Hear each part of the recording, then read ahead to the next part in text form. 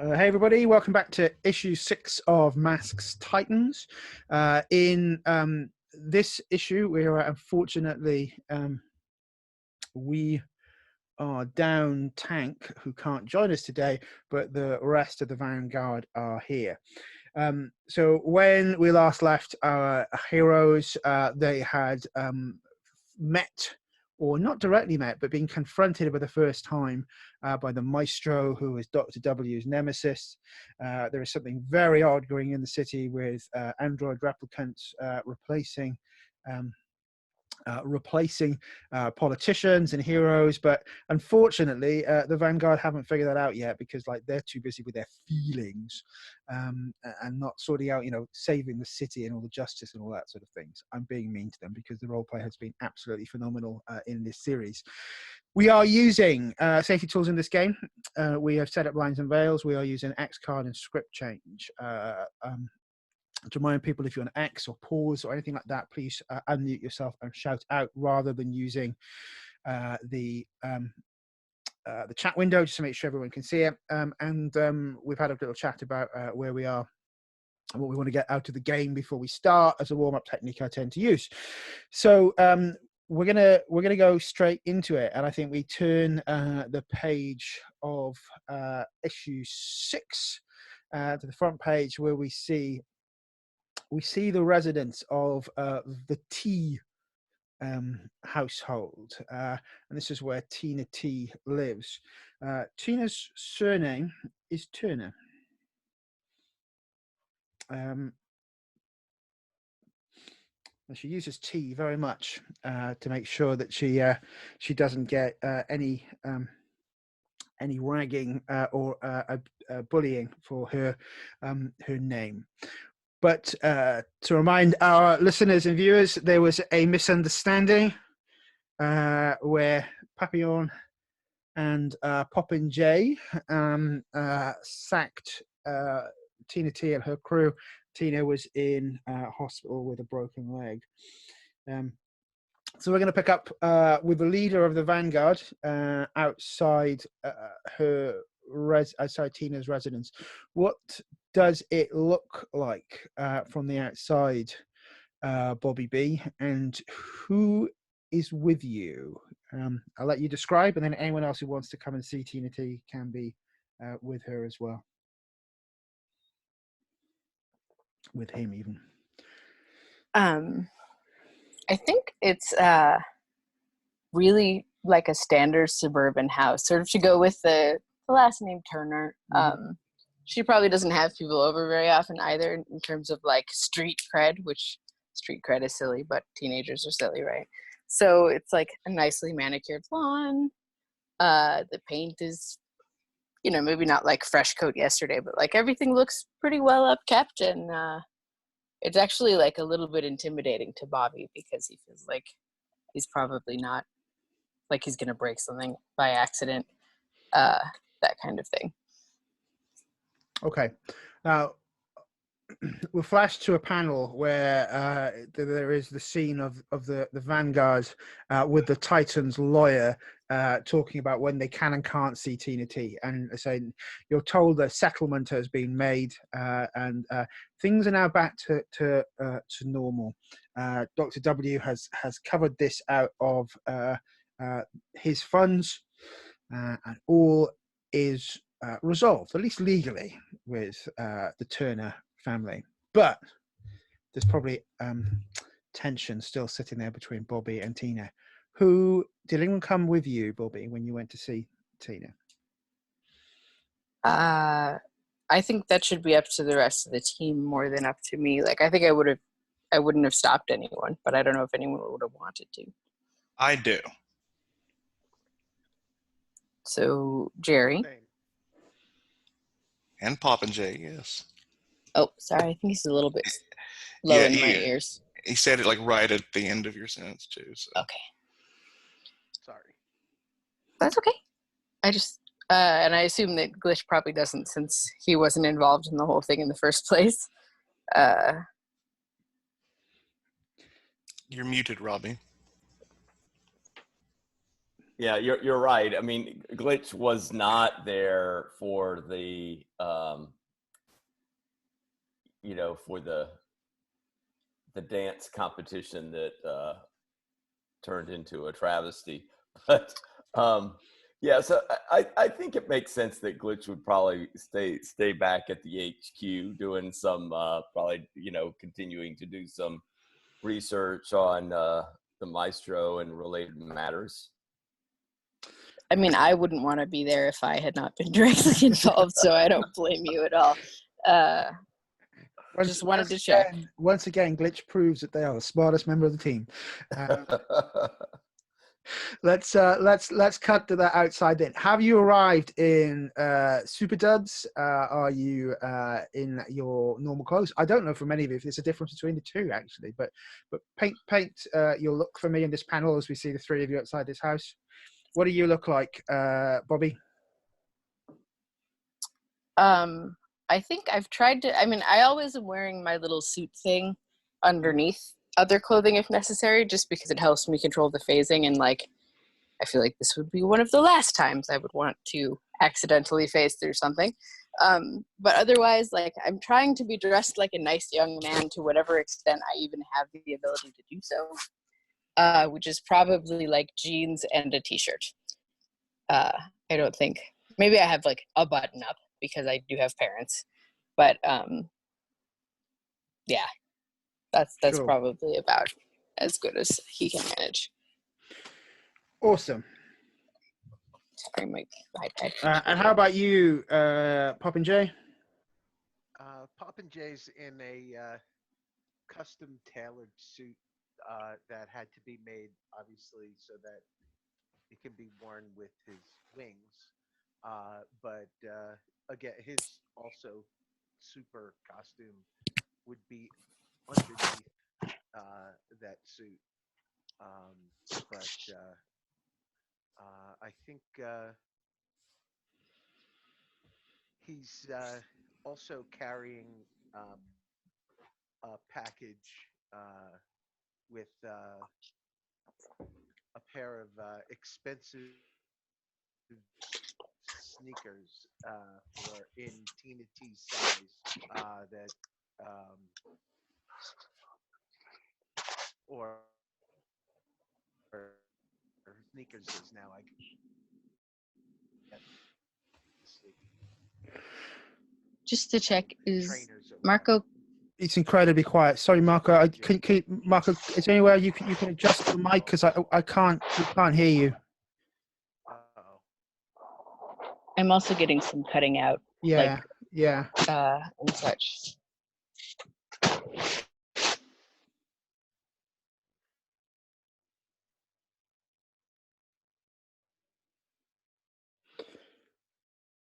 I'm just going to give you a second to see if you can do that, Marco, and come back. Papillon, how do you look?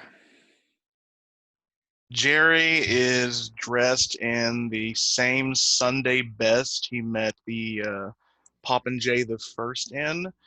The only like good Sunday best clothes he has that PopinJay got him.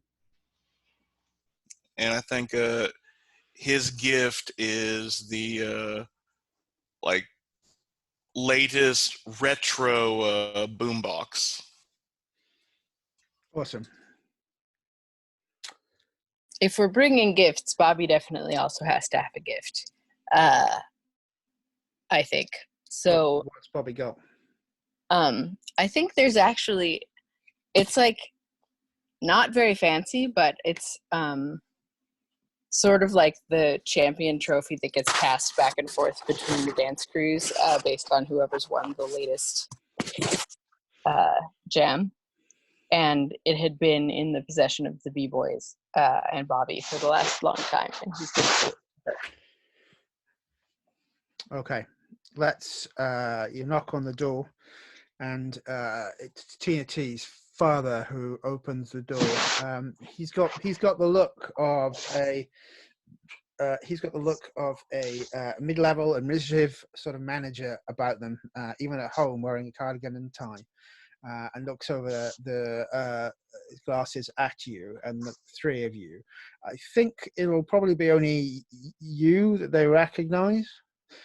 You go, hello, Bobby, and these must be your B-boys. What could I do for you? Why are you here? No, this is like a very rare thing for Bobby to take off his sunglasses. But hi, sir. These are two friends of mine. They're actually not B-boys, but they are very, very close friends, and we just wanted to visit Tina and apologize and give her some things that we brought for her, sir. Looks at you and says, "Wait, are these some of your superhero chums?" Yes, sir. These are both members of Vanguard, and we're here to make. I mean, I don't know if we can make amends per se. And Bobby B's obviously like just very not just nervous, but he's like really still sad about what happened and doesn't want to mess this up. We just want to try to. There may not be a way to make things right, but we want to try to make things better. Please, sir. I see. Well, I'm not sure Tina is ready to, and then you can sort of hear a voice behind you going, yo, I can deal with my own beef, Pops. I'm happy to see Bobby B and her wrecking crew. His wrecking crew. It's all right. I'm not in my most Bobby B attire. So would it be okay if we came in then, please, sir? Well, yes. Why don't you go round to the pool and yes, he sort of points you around. He's got a worried look on his face, definitely. So we'll head around back, kind of like gesture to the guys, and we'll head around back. Gotta like really like not mess this up, okay? So it's been a few weeks. Oh, sorry, carry on. Oh, just that he's like reassuring himself as much, or like instructing himself as much as he is anybody else. I think he probably thinks he's the weakest link here, but cool. Tina's looking hip and fly, and is wearing one of those space boots to support her leg, which has been signed by all sorts of peeps, both in her crew, your crew, and other dance crews across the city. And as you sort of come around by the side of the pool, she sort of looks at you and says, Bobby B and her wrecking crew. You got a lot of nerve coming here, Bobby B. Well, it's not to be antagonistic. I really wanted to apologize again. I think I see you have a really fly boot. That's totally sweet. Really, you shouldn't be mad at Bobby. Bobby was just dancing. If you're going to be mad at me. I broke your leg. She looks you up and down and going, whoa, look at this male coming around here telling me what I can and cannot feel. No, I'm not saying what you should feel. Well, I'm just saying if you're going to be mad, like, I'll take it. I'm sort of prepared for it, and I deserve it more than Bobby does. Thanks, Jerry, but it's okay. I mean, you guys were there because of me, and we're a team. I'm sort of a part of two crews, Tina. I guess you know now. But the whole team, we just feel really bad. And we brought you some things. I know they don't make up for anything that happened, and you can be as mad as you want forever, and I'll you know, I understand, but we're really sorry. And we just wanted to try to show you guys. I want to give my thing last. So kind of. I'm just going to check if Marco's with us on audio.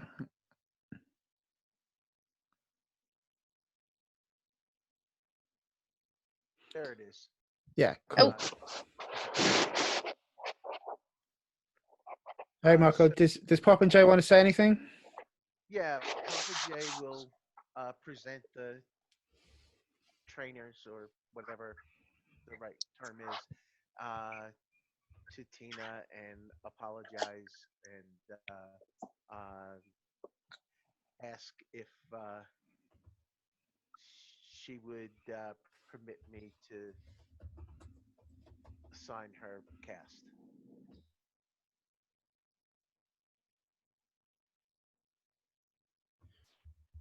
Cool. Folks, can I ask you to mute aggressively when you're not speaking, just because I say Marco's got some a very quiet mic, just so we can make sure there's no disturbance what he's saying, but that's fine. Okay, so she looks at you and said, because you're not in your superhero gear, right? You just look like a normal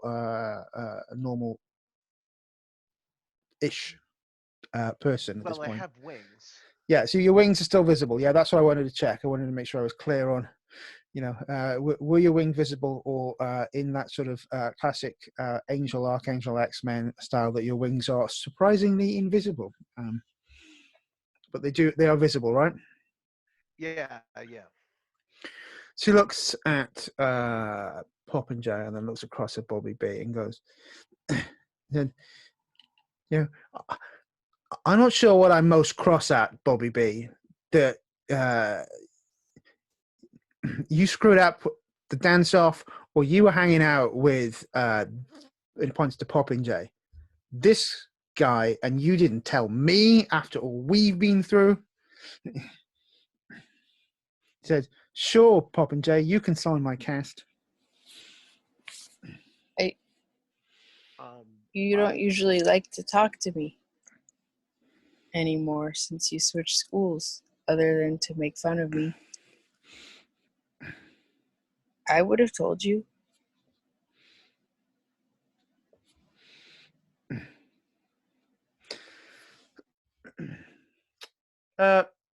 Papillon, as the most emotionally tuned member of this team, what gives away that Tina T has feels for Bobby B?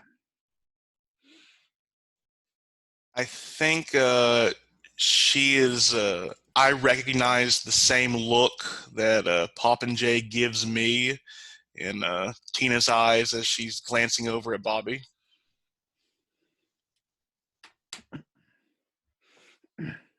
So Tina T is going to act out a bit and says, look here, Bobby, I know where I'm from and I haven't forgotten my roots. You who's flying up there with the big boys, don't come around here saying it's me who's not talking to you. You don't talk to me. He said, you just think you're better than me. And she, unless you've cancelled influence from Tina T, she's going to tell you who you are. I'm going to try to reject it because I don't think I'm better than she is, legitimately. So, sure. Let's see, to reject, that's a flat roll, That's right? a flat roll, yeah. But don't I have influence over her? Or did I? Maybe I lost it when the whole arm breaking happened. You may well have influence over her. She's still got influence over you. I'm sure that has been cancelled. It looks like I don't, yeah. It looks like neither one of us has it on the other, which is... Oh, wait, I'm looking at PopinJay. But yeah, neither one of us seems to have any on the other. That's odd. But anyway, okay, so flat roll. And I'm going to submit 2 new d6 because I'm not seeing any.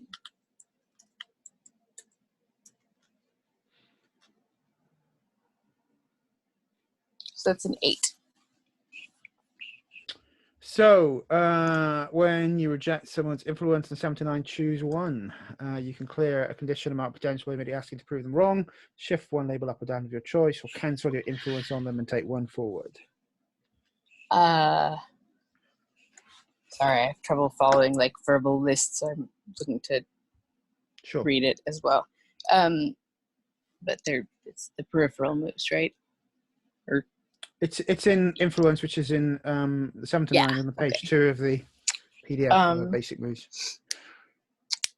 I'm gonna clear a condition or mark potential by immediately acting to prove them wrong. Sure.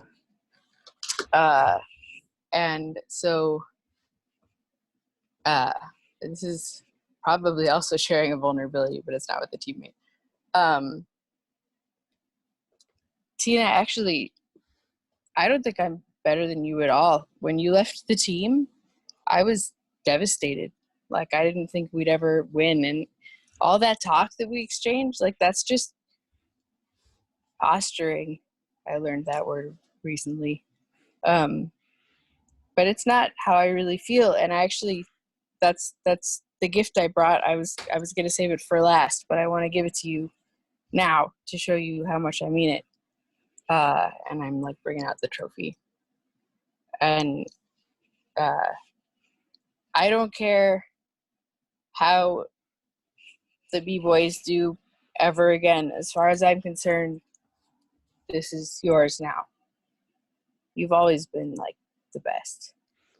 You have super fly moves, and you're really smart, and you're witty, and I say a lot of stuff, but I'm just trying to keep up. So She sort of looks at the trophy in her hand and says, "That's a cool gesture." She passes it back. Said, When my leg is better, 1-on-1, me versus you. I ain't taking this on a bye. I'm going to win it from you. I'm better than you at dancing, Bobby B. Okay, if that's what you want to do, but you could still have it. She takes it and looks at you and sort of, I hold on for now, but I'm holding it because there ain't a champ right now between you and me when my leg is better. We're going to go at this. Yeah. We're going to go at this Rocky style. When you're ready, you call the date and I'll be there, Tina. And then I'm just kind of like shuffling awkwardly because I don't know what to do now. She says, "You got my number. You can call me." And she looks at the other two gifts and goes, "Yo, thanks, Vanguard. Those are legit cool gifts." She says, "Hey, can I get a picture with you guys?" Oh yeah, for sure. Or did you only mean them? Wait, should I take the picture? I mean, she looks at. Whoa. This. Are you like, these guys are so square? We're going to do a selfie. And of course you're going to be in it, Bobby. You leave this team, man. Oh, I didn't know you knew that. I mean, but anyway, my camera has a selfie timer. So let's put it on the pool table and we can all like make some super fly pose together for the picture. That'll be awesome.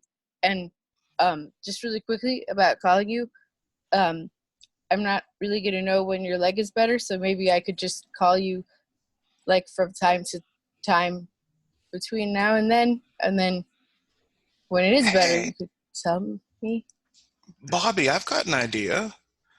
How about and like Jerry looks at Tina, when your leg is better, Bobby B, PopinJay, myself, and you double date? Set the time for the stance off?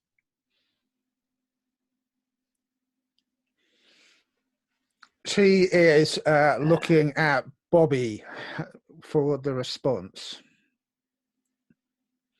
I mean, unless someone wants to provoke one of them. It sounds like it'd be pretty cool.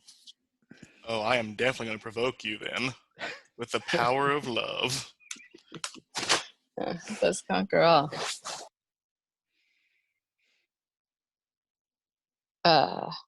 what So you have to roll? I forget. You do, right? we'll wait for. So Jerry, if you roll with a superior.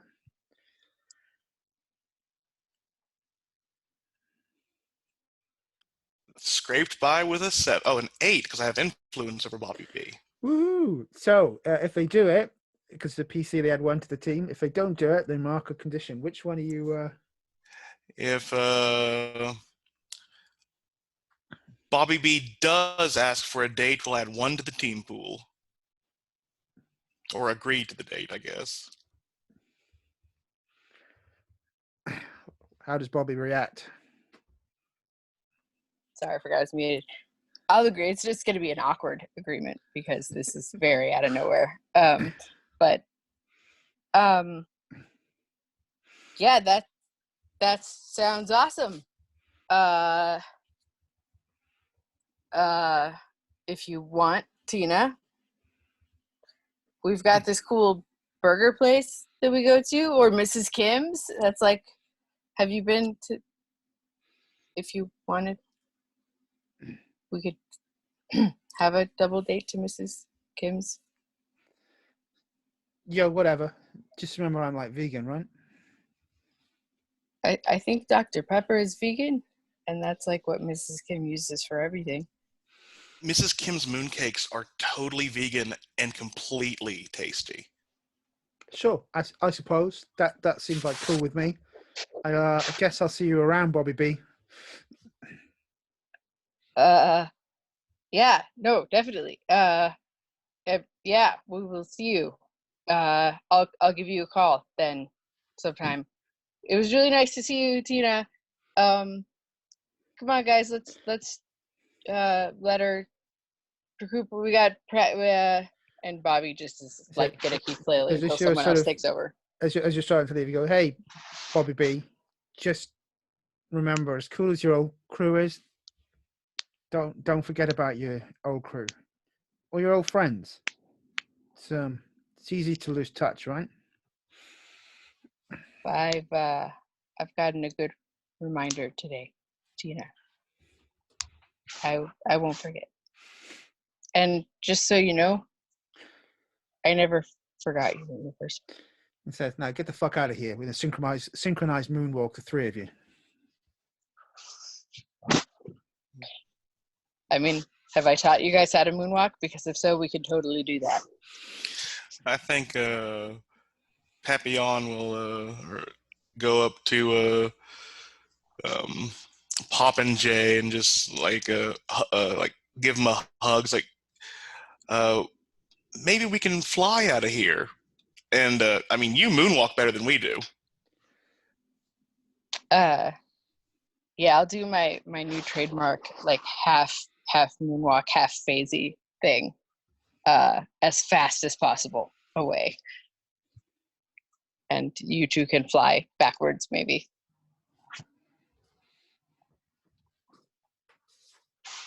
Cool. Let's cut out of that scene back to the base. Well, I keep forgetting to note the name of it. What do we call it? It's got a funny name. The reclamation point. Yeah. That's right. Bobby B still does not really know what that means, for the record. But he has memorized the name. Hey, Glitch, you've been, as the brains of the team, you've been looking at the files, looking for more work on Maestro. In the weeks that have come through since that weird escapade with the Titans, where it seemed that Maestro was leading them for a moment, the city has moved on. Maestro has gone to ground. And actually, crime is down by about 40% in the city.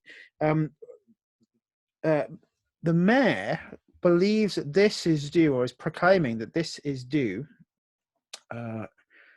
The mayor's name, Mayor Agnes Dilworthy, to the intelligent knowledge engine, which is like the smart city AI that they brought online about 2 weeks ago.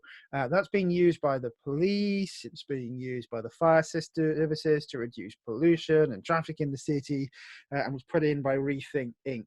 So the intelligent knowledge engine, Ike, is the smart hub that's now running the city, and it's good. It seems to be helping around the city. Is this what the media is saying?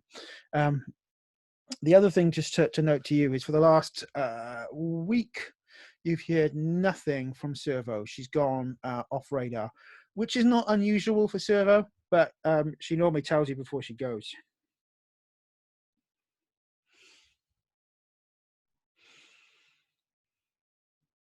Yeah, well, and I think when Glitch is kind of delving into this, I mean, what Juanita had kind of tipped me off that there was something going on with Rethink Inc. that she was suggesting was a little bit fishy. So, yeah, I think Glitch has a lot on his mind right now. I mean, he's, he has what's going on with the city. How does that connect with the Juanita Sanchez file? But then also Servo. I mean, I think that Glitch would be inclined to reach out to Servo periodically to try to kind of figure out what is her status. Cool. Well, I say she is off grid. In that respect, and so Juanita is Juanita has told you of her plan. She's got herself an undercover way in to Rethink, and is going to get herself in there and find out what's going on. And I remind you of one of the NPCs we set up way back in session 0, which we haven't really seen yet, because I think must have come from you, which is the Forrest Staple, who's a brilliant young systems analyst who works for Rethink Inc. Forrest seems to get Glitch. So yeah, there are a number of opportunities, but Juanita has got that Lois Lane type attitude and has decided that she's going to get to the bottom of this and figure out what is going on in Rethink Inc. So how do you want to take those bits of evidence, and what are you going to do about them? I think what Glitch will say, when Juanita tips me off that she's thinking of going into Rethink Inc., Glitch I think Glitch is going to try to set up a meeting with her ahead of time and say, well, I know a little bit about Rethink Inc. and security is tight. I think it'd be best for us to maybe meet ahead of time to at least exchange some information.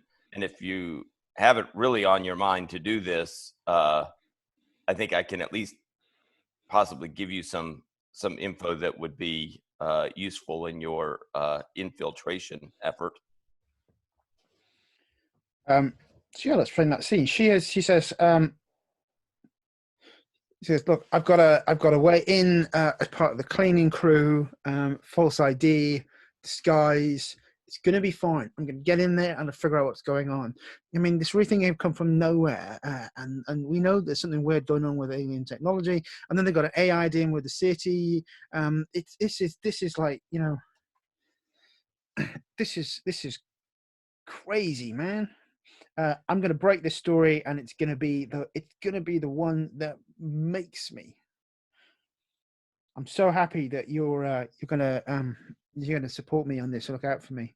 You're a real friend. And she sort of chucks your shoulder. I think Glitch has some type of. Would it make sense that he would have some type of a tracer device that he would have put together, kind of offer her, or at least I could offer to make her such a thing? or to procure such a thing. So what's the effect you want out of it, Glitch? When it's necessary, what does it need to do? I think that if Juanita gets into trouble, it would have it would be something easy for her to activate, and that would alert me to the fact that she needed some help, and also give me some type of positioning information. Yeah. So I think Glitch would kind of offer that to her and say, look, I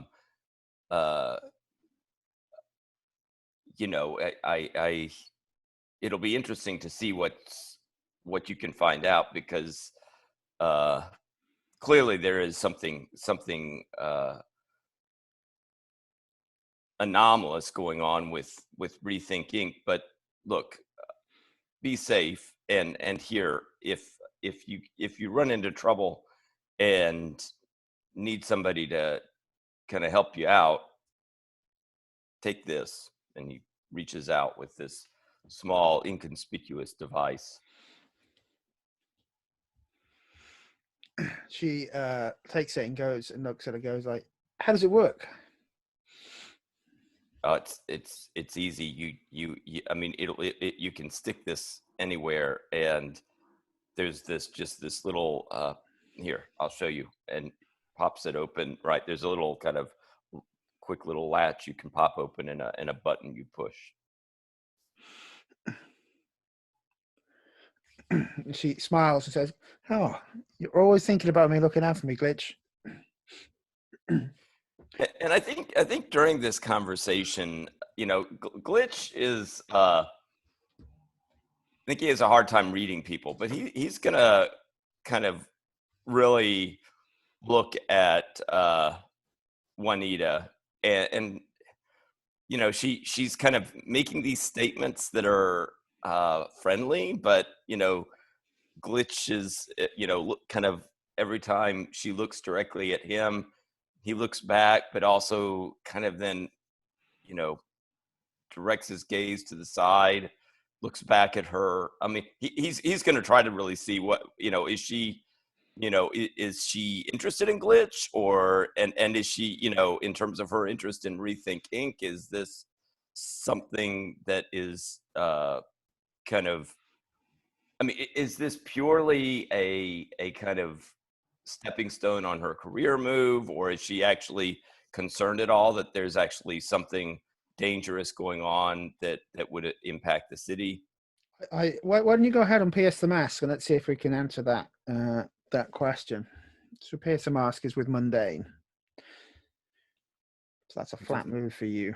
Yeah, that's 0. Flat for me. Yeah. So.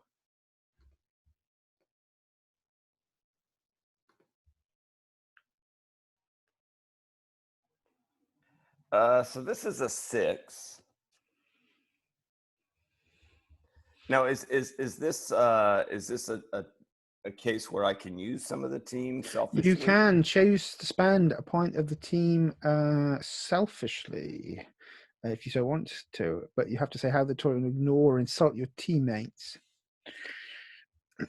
Well, I mean, I think we have established, I think it was Papillon in particular who has warned me about getting too chummy and letting Juanita in on, letting her in on secrets that she should not know, or revealing too much. And so I think. I think Glitch is going to, as this conversation develops, Glitch is going to reveal some of the information he's been getting about Rethink Inc. that would go beyond probably what he should tell her. Okay, so I'm going to take one off the team then to put you into the 7 to 9 category. You need to move a label because you've just used it selfishly. Yeah, so let me, my label, I think, what makes sense here? Well, you're trying to figure out how mortals work, right? So maybe put your mundane up and something else down. All right. Your superior, or yeah, maybe your freak down, your superior, and your mundane up. Where I would Yeah, that jest would make sense, right? Yeah. All right. And then I guess the question is,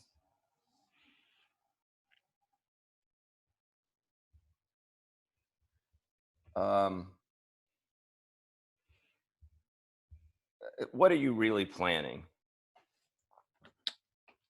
Oh, she's planning to get to the truth. She's a journalist in the real tradition, which is she's an investigative journalist. She wants to get the scoop, but she wants to break the story and make sure that whatever is going on here is brought to the public's attention. So this is someone in the lowest lane, April O'Neil, cut of reporting, rather than someone who is out there for their own brand. Yeah, and I think, you know, Glitch is going to say to Juanita, he says, look, I think that you have something valuable to do here, but don't be rash. And look, if there may be bigger stakes involved here than what you realize. Don't rush off to the press without thinking carefully about the repercussions of what you're doing. She smiles and says, look, don't worry, I'll keep you in on what I find. And says, wow, I've got a she looks at the device. I've got like a hotline to the I've got a hotline to the Vanguard. You know, I'm a real cub reporter now. And just a 2-finger point and go, don't worry, I'm going to take it safe. I'm going to take my time. But it's probably easier for me to get in there than you.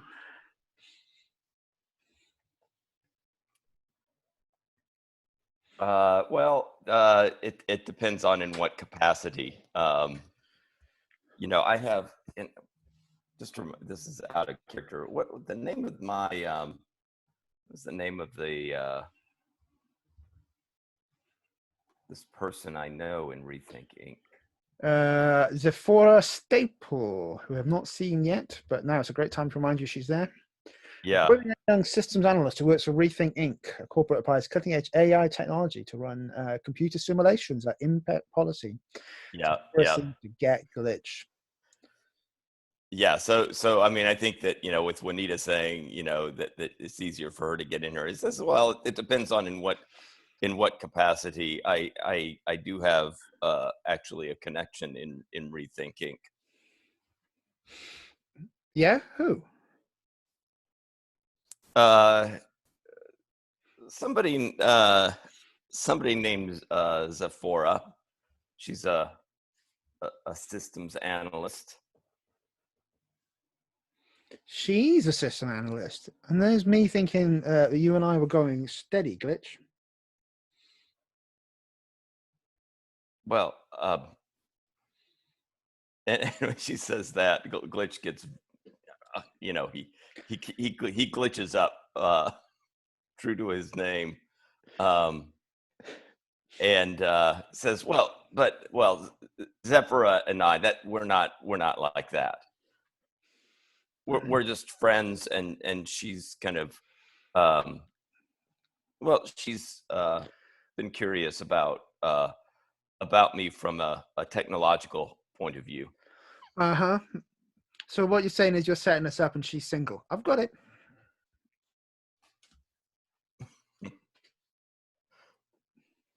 Glitch kind of, I don't know what, you know, Glitch when he blushes is, he doesn't turn rosy, but you kind of see that he begins to stutter, and also kind of has some of these phase shifts that kind of come over him as his digital DNA starts to kind of flicker a little bit. She gives you a big hug and says, the mighty glitch, defeated by having feels. Don't worry, I'm just messing with you, man. I'll be safe. Thanks for caring. Well, keep the hot button close by. If you get into trouble, I'll get you out of it. You know how to press my hot button, glitch. I'll press it when I need it. Let's turn the page on that scene, and I'd like to pick up with Jerry and whether they're on their own or not. But I suppose I'd like to know how Jerry's dealing with Diego as well, who was injured last time. If possible, I'd like to be going to the hospital to see Diego, Mm-hmm. but I think Jerry would have asked PopinJay to go with them if PopinJay wants to. Yeah, that's perfectly fine with me. But sorry, Marco. Could I have a like scene on the way to the hospital to see Jerry where I drop a piece of information? Absolutely. So on the way there, PopinJay says to Jerry, "Look, you're being really way too hard on yourself with the Tina T thing. That was clearly my fault. I'm the one who thought I saw a gun, and I don't want to make it. I haven't mentioned this before because I don't want to make it sound like it's an excuse. It's not an excuse, but in way of an explanation, I was really made paranoid by this weird girl outside the the the dance hall. Um, I mean, I'm invisible, right? I'm not invisible, invincible. Uh, and a drinking straw can't hurt me, but she hit me right in the eye with a plastic drinking straw. I haven't always been invulnerable. I still flinch if you try to hit me in the eye, which might be sharing a vulnerability. But but it really freaked me out uh, just before I got in there, and I think it made me a little paranoid.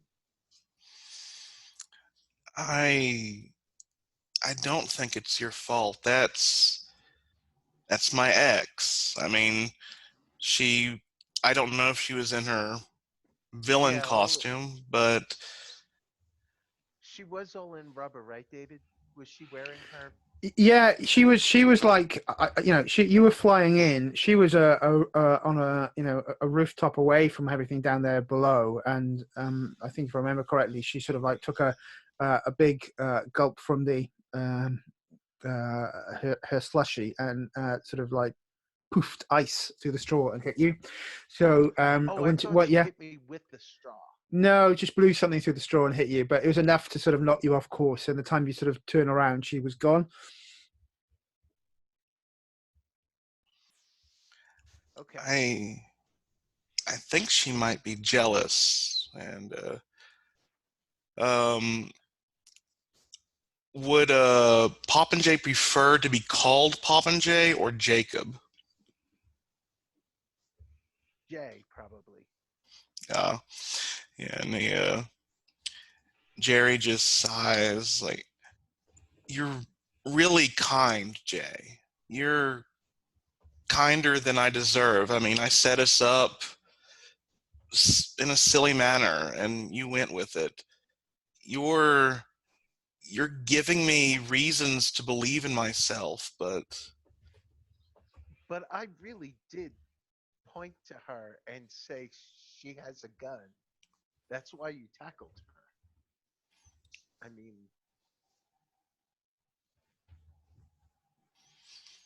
are you trying to comfort and support me?" yes. Sweet.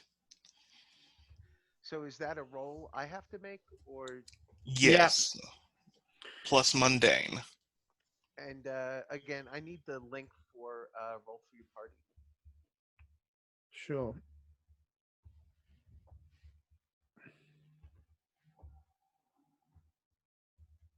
Thanks. Thank you.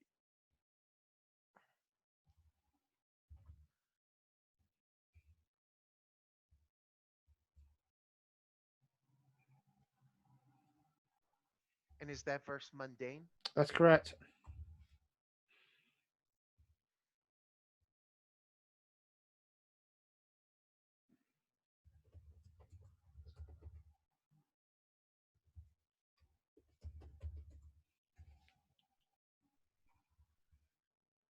That's a straight roll then. There were,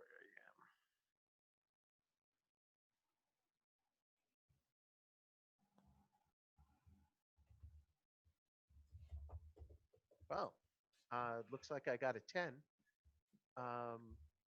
And even though mundane is a 0. So that was a good roll.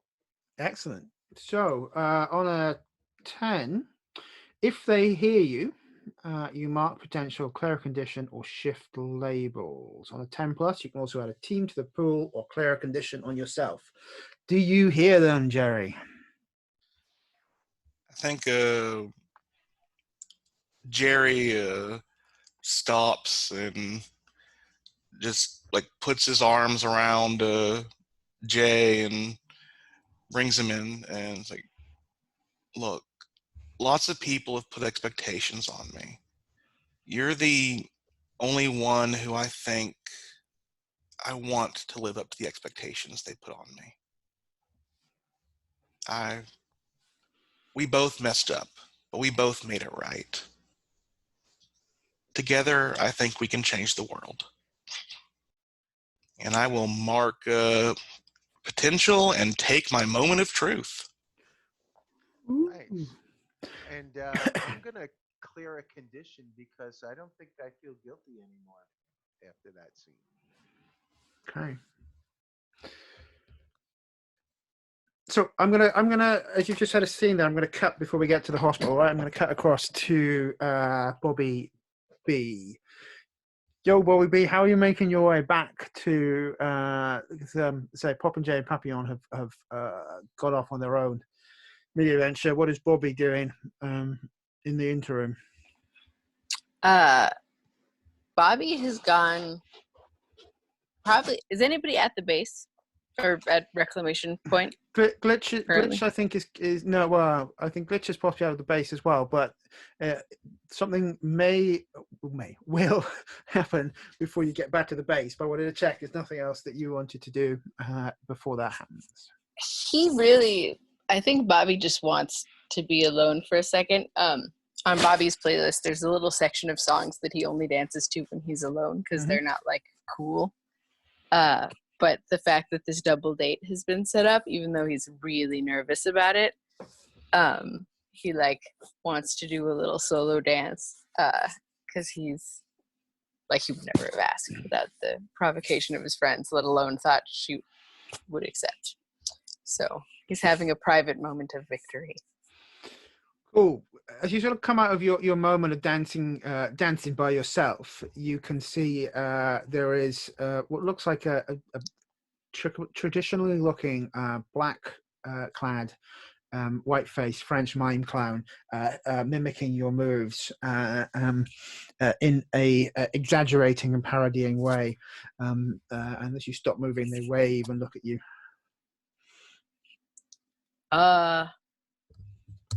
Hey, I know I have my headphones in, so you probably couldn't hear. So like, no harm, no foul, but the song is called Dancing with Myself. Clown sort of raises her hands up in that sort of way. Does the sort of mock crying. Oh, it's all right. Bobby's not necessarily getting that it's mockery. Like, he's very confused by this weird clown figure. I'll put on a different song and we could both dance. It's that kind of day, I think. Clown raises his hat finger in an idea, and it sort of starts playing an imaginary violin, but music does start playing. Whoa. Pigeons fly down, and you're on a cobbled street by a river. Looking over to your left, you can see the Eiffel Tower. Sitting on a table by the front of the cafe, you can see the Maestro, who has a nice cup of a pot of tea and some very delicate-looking pastries and sandwiches. Said, Bobby B, fancy seeing you here. Take a seat. Why don't you?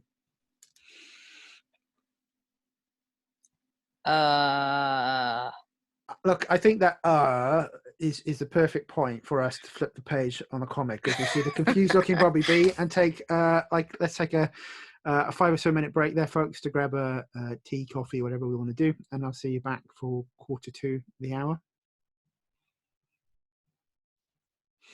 That was just like while we're waiting for people.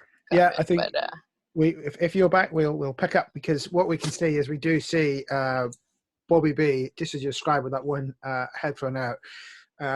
The Maestro sitting on a well laid out table, and the double page spread is of the Eiffel Tower and the backdrop of Paris behind you. And the Maestro pouring a cup of tea for Bobby, and smiles and says, 1 lump or 2? Bobby has no idea what that means. Sugar. Whatever do you take you sugar think with is your tea? Oh, I love sugar. I mean, 2 lumps, please. Oh, lovely. Plonk, plonk, as the he sort of drops 2 sugar cubes in. Says, why don't you sit? Okay. Like, Bobby looks down at his phone to make sure he has not triggered something by accident, but it still just is the the Billy Idol song. So he hits pause and takes the other headphone out. So he's sitting down now. I notice we're in Paris. I think it's Paris. It's a Paris. Yes. Cucumber sandwich. That did not make it clearer. Sure. Bobby B's always hungry, so he's probably gonna take a sandwich. Why not? And then, like, right before it gets to, these aren't like gonna make me turn into something sandwiches, are they? Oh no, it's just tea and sandwiches. There's one thing that you don't do to your opponents is fight over high tea. That would just be gauche. Okay, I'm gonna eat the sandwich because it looks delicious, but opponent is something I feel like maybe we should revisit. And he sort of stuffs the whole thing into his mouth. Oh, you are B cubed, leader of the Vanguard, heir apparent and successors to the Titans. I thought that's who you were. That is who I am. And so, who might you be then? Are you accept, because they're telling you who you are? I think at that point. I mean, that is what I've already been told by like the Titans and mentors, right? So I think I wouldn't reject it from this dude. Sure. Sounds cool. So what I'm going to do is put your danger down and your savior up. And as your savior is already 3, you have to mark a condition. What? Cheater. All right. What condition? He's probably feeling a lot of things right now. This is so many more things than he's used to. I guess I'll take insecure because I have no idea what's going on. Maybe not smart enough to be afraid yet, but definitely like overwhelmed. I said, well, the fact that you're sort of with them means that we're mortal enemies. We have to fight. He makes the fisticuffs gestures. Or not. But that's a little premature. I don't even know who you are.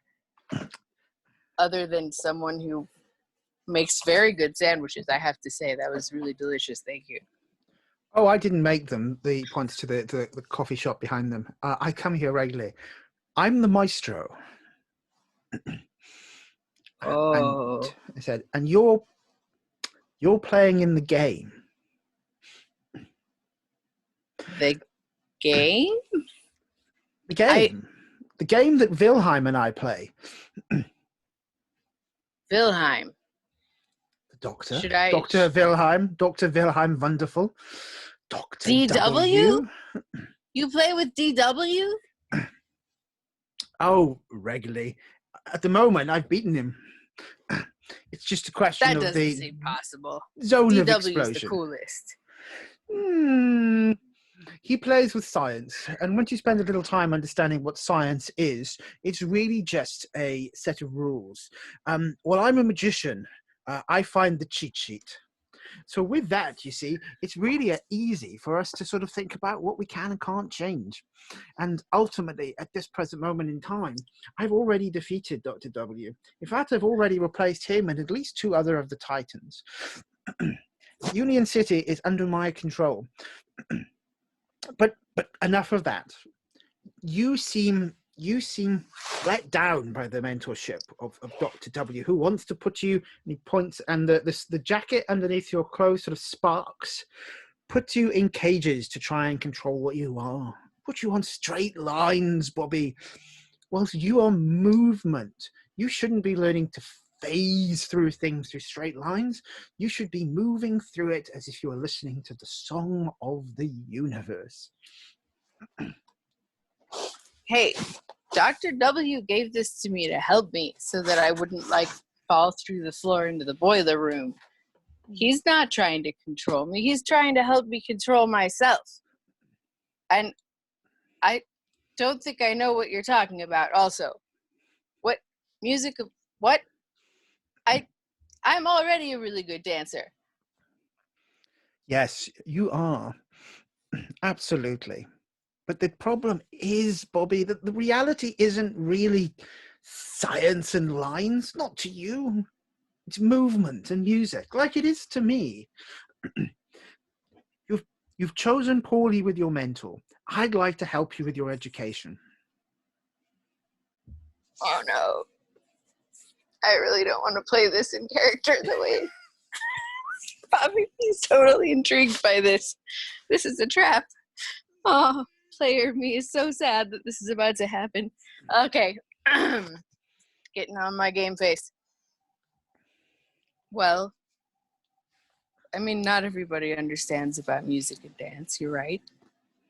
And moving here was pretty totally sweet, but I'm not saying the Dr. W is anything other than the coolest. Let me make that clear. Oh, He may be different, but if you have other. Wilhelm is very cool. He's also completely clueless when it comes to the young and the talented, such as you. In fact, I'm sure that he must have chosen you for reasons, but it's probably because he sees so much of me in you, Bobby. You are movement and music. You are magic and wonder. And that piece of advice that I've given you, don't try to force your way through things when you're phasing, Bobby. Move through things. Can you show me? Because so far my phasing has been, I don't really understand what activates it, but you sound like you might. Oh. And how would you prepare yourself to win a dance battle, Bobby B? Well, I'd probably put on one of the themes from Rocky, do a bunch of one-handed push-ups, and then I would film myself doing my routine over and over again until it was seamless and awesome. Oh, excellent. Whilst the doctor has told you about physical density, what you can and can't phase through, You see, your movements, Bobby, are greater than that. You can bust a move through anything. Just slide on by as if you were impressing the crowd. Jim Cartering over the atoms. Yes? That sounds awesome. No, Bobby. But You're awesome. wow, like, no. Usually people don't even know what Gymkata is. It's my favorite film, or at least one of them. I mean, it's a classic. Like, wow, you really do get me, like, in a way that other people don't. All right, That's why I think we should hang out more, work together a little. It's much better this way, rather than us becoming mortal enemies just because the Titans think we should be. I'm the good guy. I just want to live my life in the best way possible. Don't you want to do that, Bobby? I mean, of course I want to do that. I don't think, like, you're the good guy and they're bad guys, though. Maybe, like, you're just different kinds of good guys and they don't understand you. But if I worked with you, then I could maybe tell them and maybe they would understand you and leave you alone. And then we could all live our best lives. Wisdom and insight from a mind such as yours, as if you were Plato in the cave. Well done, Bobby. Well done. Try Wow. what I have suggested. See if it makes a difference. And should you wish to talk to me again, he pulls out a playing card. It is the King of Spades. Just think very hard about me, and we shall meet again. But this was a free piece of advice, no strings attached. If you don't like it, Bobby, if you don't want to be my friend, then we always will have had Paris. And he sort of picks up a top hat from the table, puts it on the head and says, and until next time, farewell. And he disappears in a poof of smoke, leaving you on a canal side or riverside cafe on the Seine in Paris. Let's cut back to Jerry and PopinJay. Unless PopinJay wants more scene, I think we've probably reached Diego's room. Do you agree, PopinJay? I agree. Yeah. So I think Jerry goes in and like holds the door open so Jay doesn't need to like folds his wings as little as possible, as he knows like doors are not usually made for the this legacy. And how does Diego look? Like, is he awake? Is he? Yeah, he's awake. He would have been the blow was brutal, and it would have left him with lasting injury, possibly paralysis, if surgery wasn't. No paralysis. Oh, from sorry. Go back to my. How about just like a cool comic scar from like where the stone hit him? Yeah, I think let's go for that. There was severe injury, but that was dealt with by Dr. W operating on them directly, and they have made a pretty full recovery, augmented slightly by technology, but they have recovered. Yeah, I think Jerry like cracks a weak smile. Like, hey, bro, don't mean to like doubly shock you. I mean, I've not dressed this fancy since Ruth Hackfel's bat mitzvah, and this this is my. He looks at Jay. Teammate slash boyfriend slash teammate. He sits up and looks at PopinJay. What are your intentions towards my brother?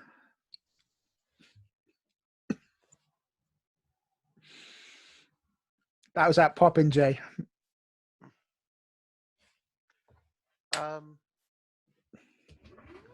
Completely honorable, sir. Of course. He looks at Jerry. He's going to make you honorable? Look, Got a suit.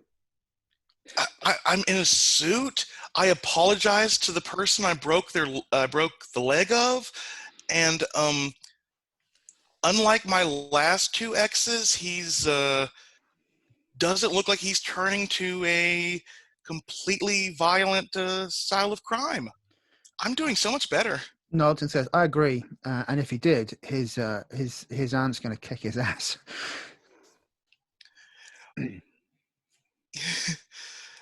Yeah, I think Jerry will go over and like carefully hug Diego, and it's just, I think, sort of like a fall into a chair beside him. It's like, By the way, I think whilst you're away, just to add some color to the scene, Emperor Norton is always here when you're not, just to make sure that nothing and no one could come anywhere near Diego.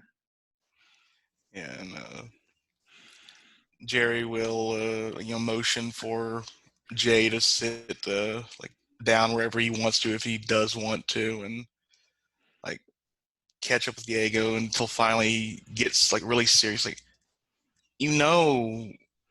I'm going to actually get her for this. I'm going to put a stop to Severine. I've been saying that for ages. You've gone soft on her. She's just because you and her used to, bump uglies. There's no reason that you should forgive her. She's a bad person, Jerry. We've had this conversation before. Diego, we never did anything. Look, she came after me with an emery board, and I almost got a scar like you have. I was terrified of her. It's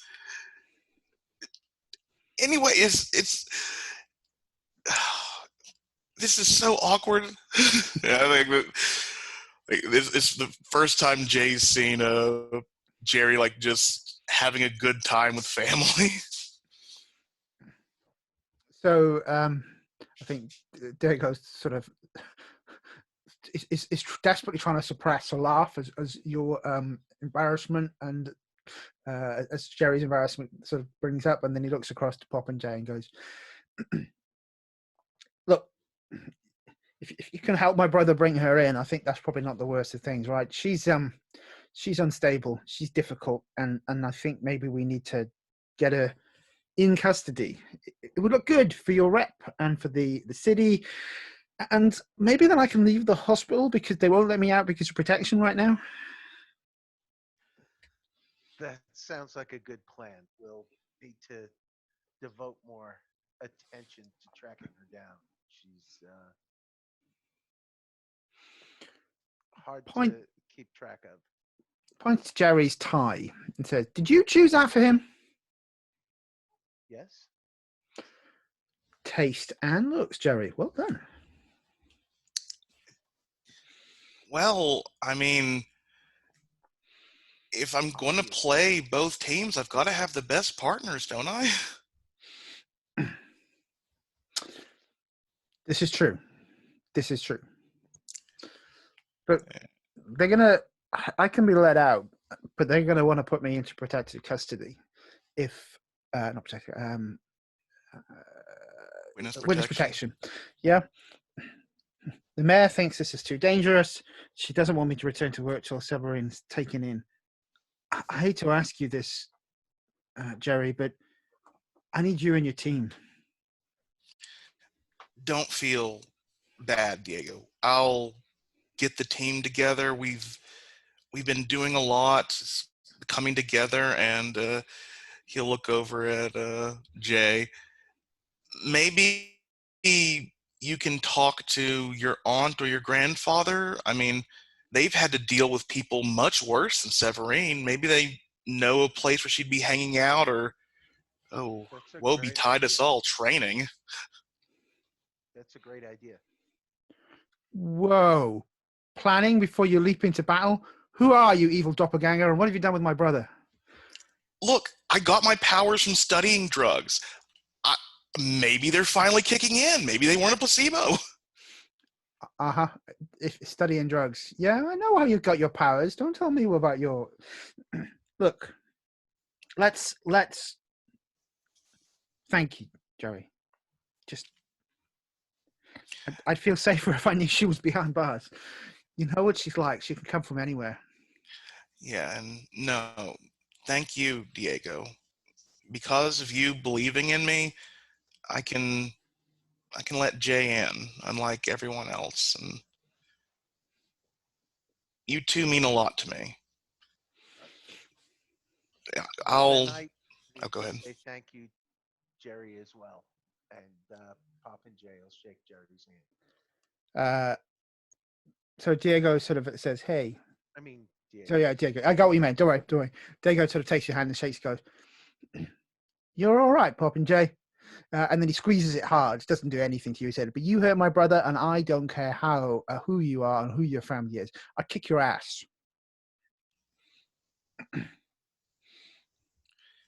Diego, I appreciate it, but let's focus on kicking my ex's ass first, and then you can decide what suit you're wearing to the wedding we're going to have eventually. No, neither of us proposed. Just, I think I see where this is going. So he looks back and forth between the two and go, whoa. He goes, yeah. Now who's feeling awkward? Says, Yeah. that look, you guys are good for each other. He's really good for you. He says, you know, I got it wrong. Jerry, you hurt PopinJay. I'm going to kick your ass. Oh, crap. A threat that you can follow through on. Jay, we need to leave.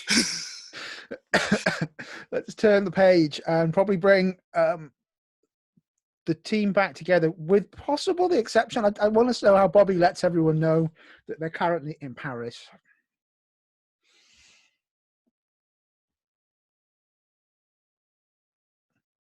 Pearl, you there? Sorry, my headphones got caught on something, so I'm trying to replug them in. Hello? Yeah, we can hear you now. Okay, sorry about that. Yeah, so I think what I would do is probably text Glitch, because I don't think calling from Paris seems like a good plan, or from at least what I think is Paris. Mm-hmm. And Glitch seems like the most likely to get this in some way.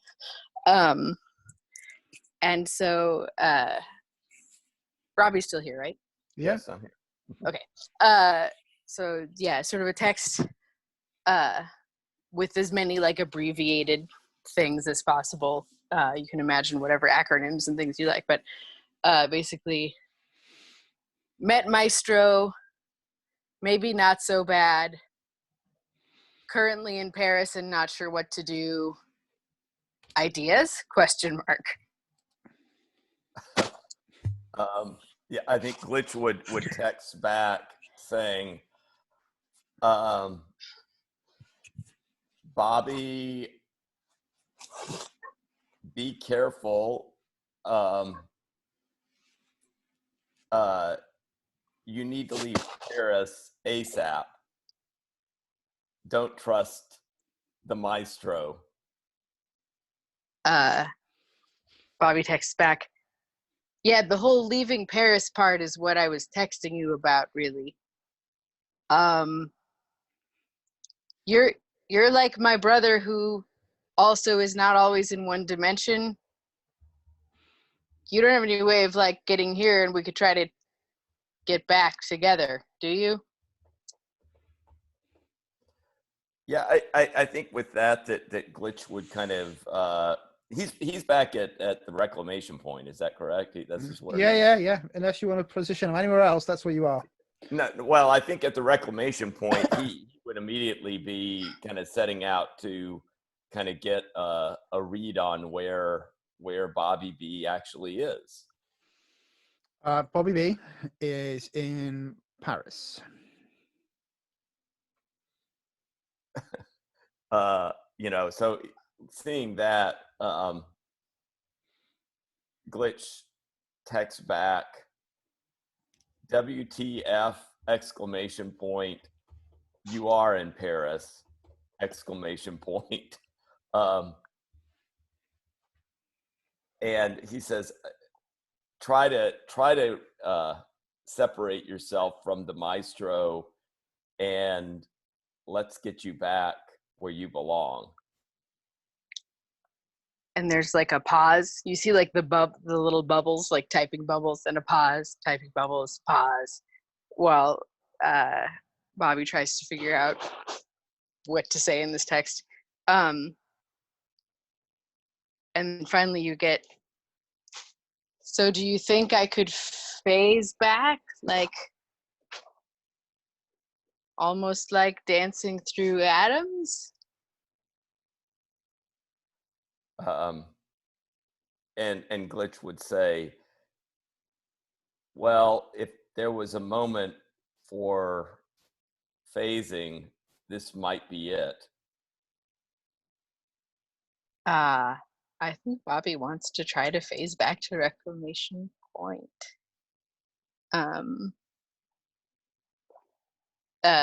He texts back, we'll explain the rest later. And then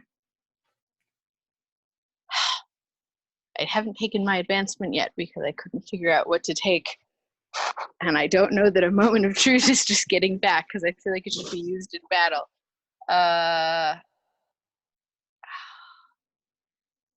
But I would like to try to phase using this new idea from the Maestro. So or we're at least literally going Bobby B to would.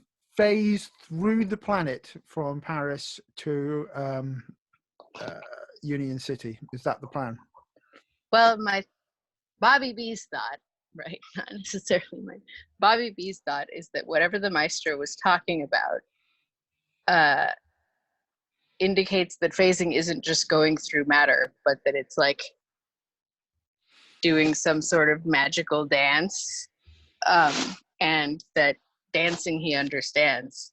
So he's just going to try to think really hard of reclamation point and put on what tune from his playlist, actually.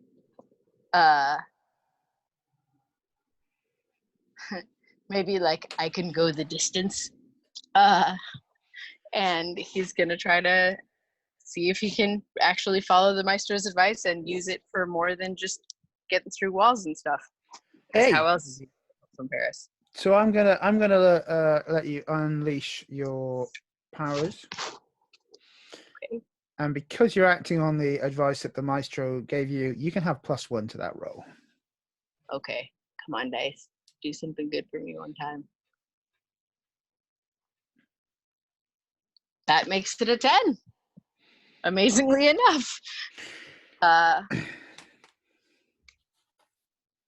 Shall Okay. I describe my Yeah, weird... please describe what happens as we see Bobby mastering their powers. There's a moment of indecision because he knows this is sort of the start of going into a little bit of ambiguous territory, and you see him sort of reach into his shirt and unzip the suit a little bit so that he's not fully bound by it. And then he like goes to the playlist, hits it in, starts listening, and on the comic panel you can see in like a thought bubble, there are two. There's one of reclamation point, and then there's one next to it of reclamation point but pixelated, as though he's picturing it made of like atoms. He doesn't really know what atoms look like, so it just is a pixelated thing. And he starts dancing and spinning and thinking as hard as he can with his Bobby B brain, bless his heart. And then opens his eyes again, and he's like at reclamation point. Cool. So I think you pop back in only a few seconds after you stop the communication with Glitch, and you're standing there right at the center of reclamation point, and Glitch can see you.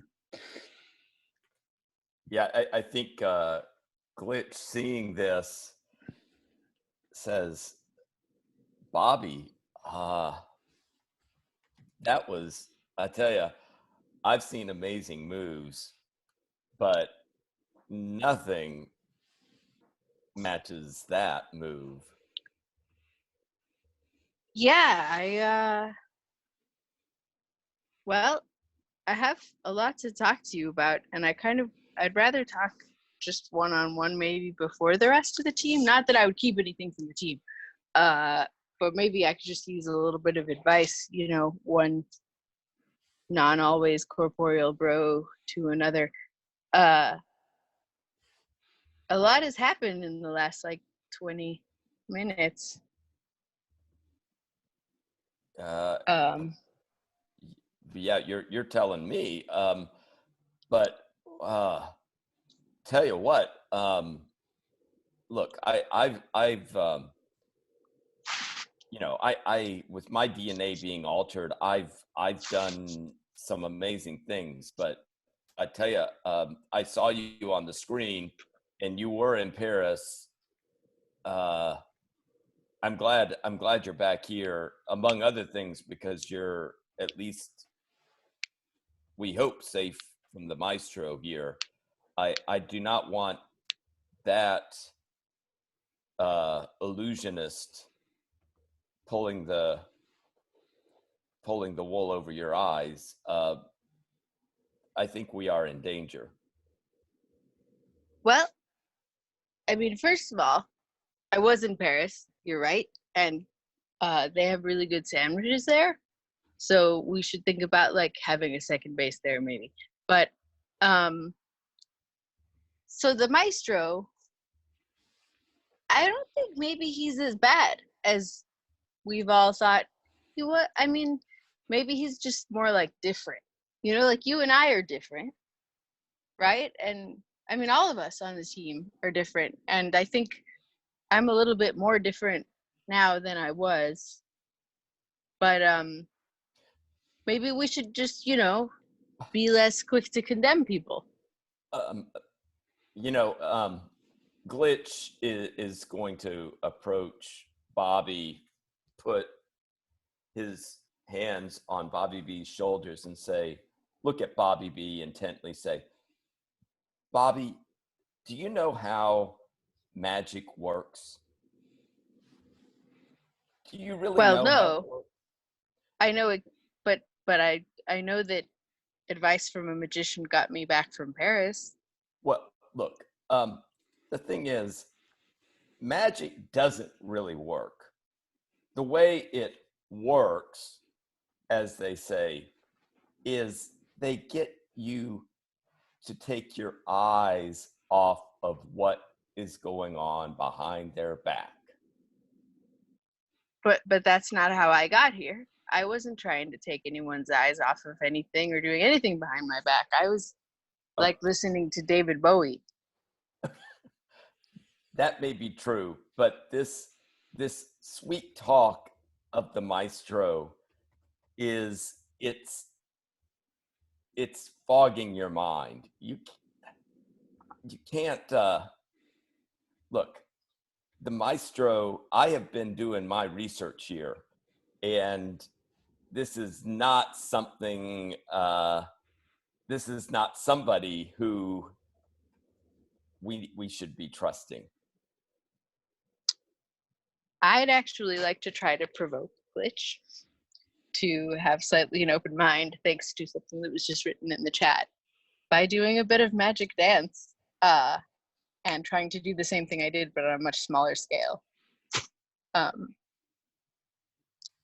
So I guess I'll have to roll provoke. I don't know if I would roll provoke or unleash or what, but just provoke. I want to provoke the narrative you're trying to do. So you don't need to do both. Just provoke. Okay. It's gonna nudge the fiction.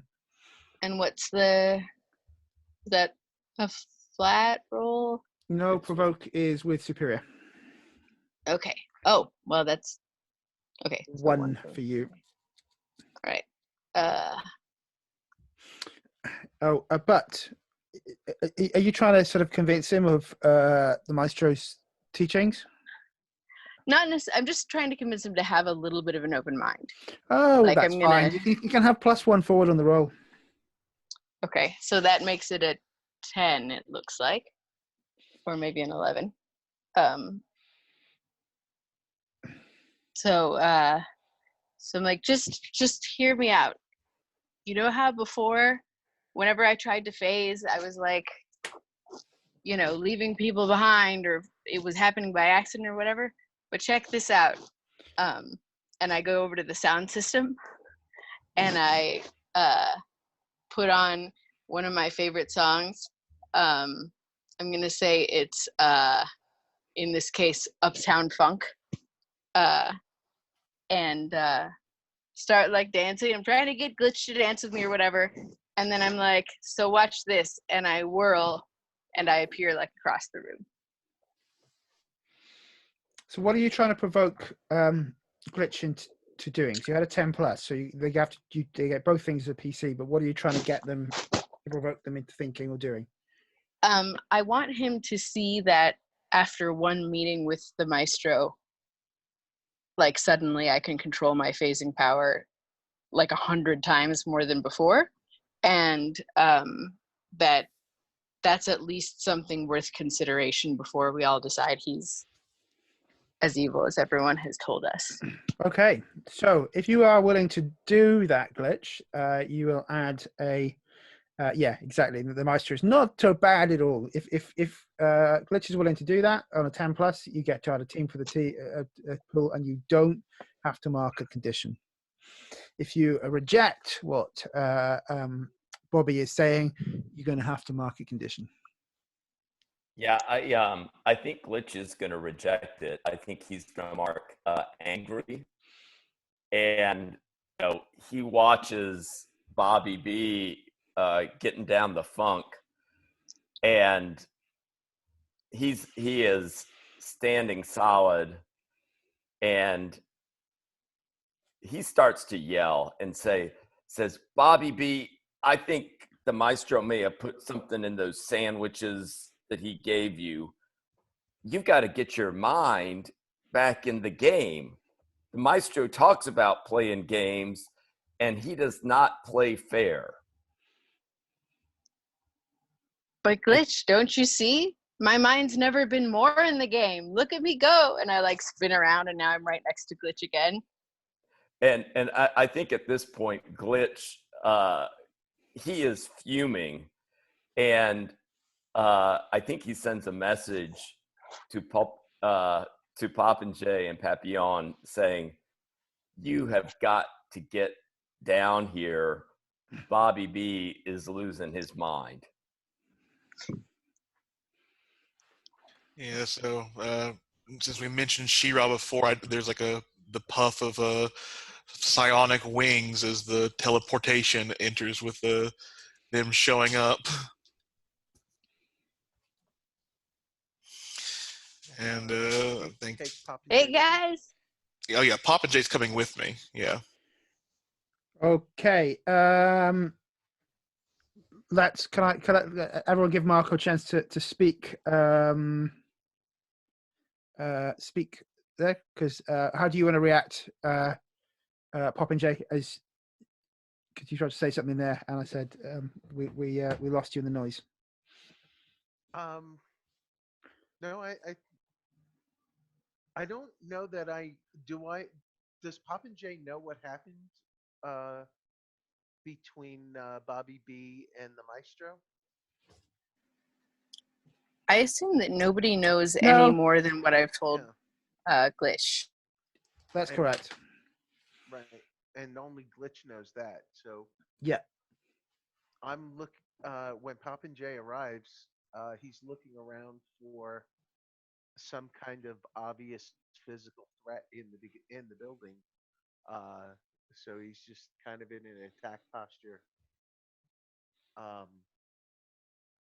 Maybe hovers up in the air a couple of inches off the ground and is looking around for what's wrong.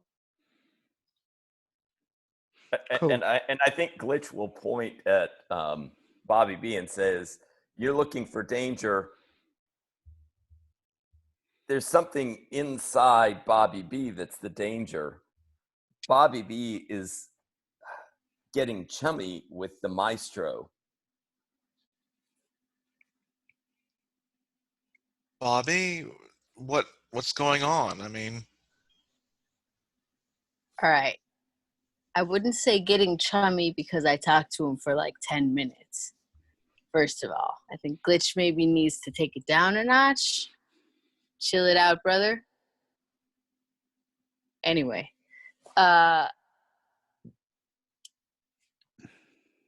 so we've taken on faith everything that our mentors have taught us, right? Generally. well, no. I mean, I weigh pretty much everything Emperor Norton says to me because he may be a Titan, but he doesn't rule me. This is what I should have Well, known you would get it. My aunt, uh,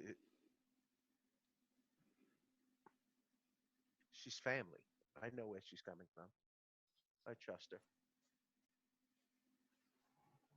Well, and I think all the Titans mean well, and they've done great things for all of us. And, Dr. W and I are like this. But I had an interesting experience today and thought maybe we should talk about it as a team and consider whether we might not want to form some of our own opinions and whether, maybe things change over the years. And you know how old dudes are, they get set in their ways. Yeah, but I don't know. Replacing people with androids is inherently bad. What? What happens to the person that he's replaced them? Right? What? I don't think you replaced. know that yet, do you? And I think Bobby V has largely I thought forgotten that part of the conversation. I thought Oh, did we we knew that, already know that? there were politicians. I don't know if we knew. No, you haven't discovered any of that. That's all off. Oh, that's all off screen. That's Oh, my all off apologies. screen. No one has uncovered any of that. Well then, scratch all that.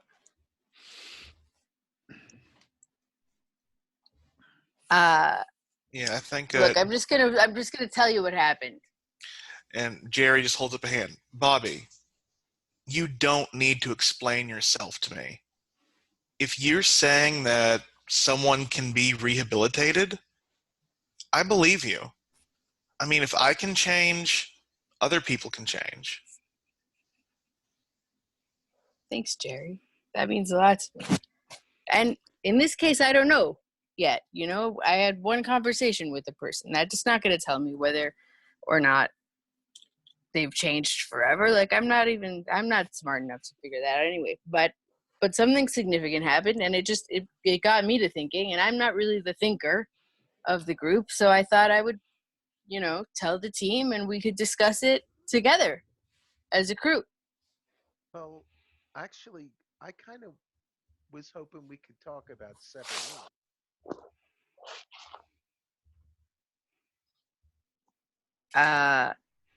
An ex of mine, Bobby. She's been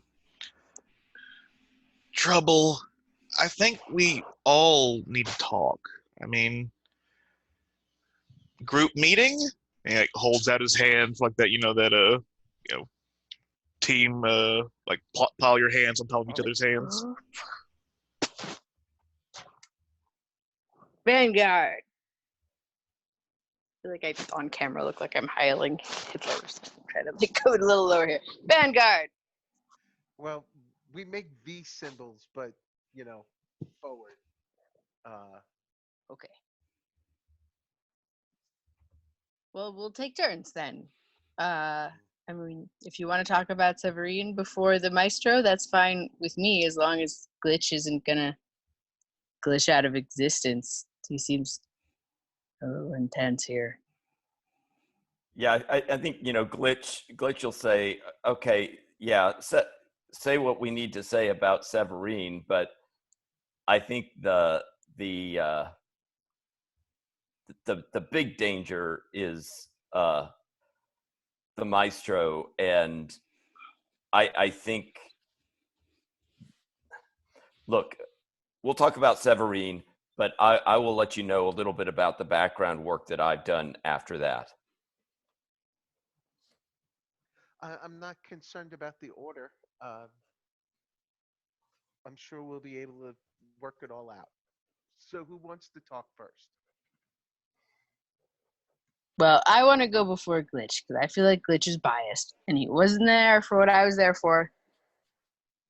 And I thought talking to him first because we both have issues with blinking out of regular existence would be a good idea, but it did not go the way I planned. So I'm just gonna lay it out. I was on my way back from where we met with Tina T earlier, and I was just doing a little dance, and then there was this like black and white clown guy. I don't really know what his deal was, but he was like also dancing even though I had headphones in, and I tried to talk to him, but he didn't seem to know how to talk. Bobby B does not know what a pantomime is, so he's like just describing this in this way. But then he started playing a violin to replace the music, and there was like no actual violin, but then there was music anyway. And then all of a sudden I was in Paris. And then the Maestro was there, and he invited me to sit down, and there were really good sandwiches. And he at first like said something about us being opponents, you know, like enemies. And I was like, well, I didn't think I knew who he was yet, so I sort of was like, I don't know, we're enemies, sandwich guy. But anyway, it became clear who he was, and then he said that maybe we didn't have to be enemies, but also that maybe there was more to stuff than we knew, and that, I mean, he thinks Dr. W's holding me back, which I don't think Dr. W would ever do that. Let's make it very clear. But that there are things that Dr. W doesn't understand, and that maybe there was more to phasing than what I could do in the suit. And he talked to me about some stuff, and then he took off and said to think about it, and we could be maybe friends and everyone could live their best lives. That he was just trying to, like, you know, live his life in a good way, and didn't have to be our enemy, and that I should think about it. And then I used his advice, and I phased back here from Paris. Whoa. So you're trying to take my gig? And Jerry's, like smiling wide as he says that. You know he's joking. No, I think it's different from teleportation. It's like, well, it's like dancing, but with the universe.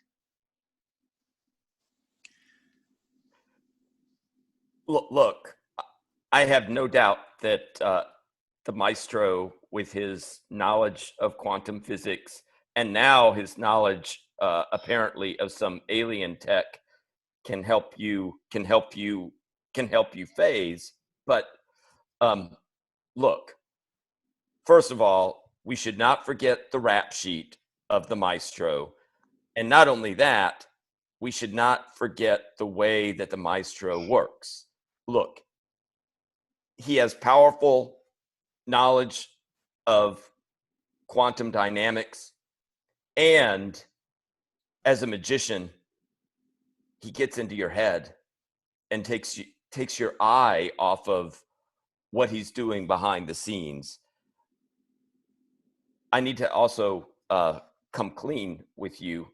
I've been in contact with Juanita and the reporter. Oh, I see. I see why you're so mad. I see. Oh, it all makes sense now. Here I was coming to you as a teammate with this amazing experience I had, while you've been seeing behind our backs the woman who's been like trying to make me out to be a giant jerk who shouldn't even be on the team, in the press. No wonder you are rejecting everything I'm saying. I see whose side you're on. Juanita's. Okay. Look, and Glitch at this point brings out the big file that Juanita gave him and says, look, I know that there may not be time for you all to process this right now, but there is plenty of evidence in here that there is somebody or some organization that is infiltrating the city infrastructure in a major kind of way. And I don't know exactly what this means, but I can say that the signs right now are that this infiltration is extensive. It is aimed at the city infrastructure. There is some type of inside job that is happening. And if you ask me my opinion, it has all of the fingerprints of the Maestro. It has all of the fingerprints of the way that the Maestro works. I mean, he has the impressive science, and then on top of that, he is devious. So the almighty Glitch, who could process all this information that the rest of us couldn't, and who's been talking to Juanita, who's obviously a reliable source, the same woman who thinks my whole ethos is punch whoever you don't like and not anything about heroics. You're gonna be the one with your special only you knowledge to inform the situation. Am I understanding correctly? It's too much for the rest of us, and Juanita said it, so it must be true. Do you think you're spending your influence on Glitch to tell him who he is? I hadn't even thought of that. I was mostly just mad. Also, my dog really needs to be let in the room, but I can take you all with me. If not, I think Jerry has will butt in at this point. Whatever everyone thinks is, I've never been good at the telling people who they are thing, whether or not it's triggered. But it's I can roll it if it makes sense. You don't roll it. You would just expend your influence and do it. Oh no, I want to keep it because I'm still technically leader of the team. Gotcha. I want to have influence over everyone. I think Jerry will just butt in at this moment. It's like, Bobby, I think. Look, you're still my teammate. You're still my friend, but Glitch has a point. I think you're acting really uncool right now. Glitch has been trying to help us he's been trying to help us in his own way, and he may not agree with you, but he's our not teammate. Just not agreeing with me. He's going behind our back to talk to that horrible reporter lady. He insulted all of our intelligence. He told me he was doing it. Oh, I see. I guess I'm the only one who doesn't get to hear these things. No, he asked, shit. Look, I trust Glitch. I trust you. I trust PopinJay. We can't go to infighting right now. Tell that to Glitch. Glitch is the one who's saying there's something evil inside me or whatever, and has been raging about me for the past however long. The one who called you all here, not so we could have a team meeting to talk, but so that you all would join him in condemning me before even hearing my whole story. We've heard your story. Maybe the Maestro is turning a new leaf over. And if he is, he'll help us fight whatever Glitch has discovered about the city. That would be great. Glitch does not seem to think that's a possibility. Unless I'm misinterpreting, but... we should keep both of those avenues open, and we're not at a point where we can eliminate a possible suspect in the Maestro. I agree. I never said he was good. We also can eliminate Juanita as being a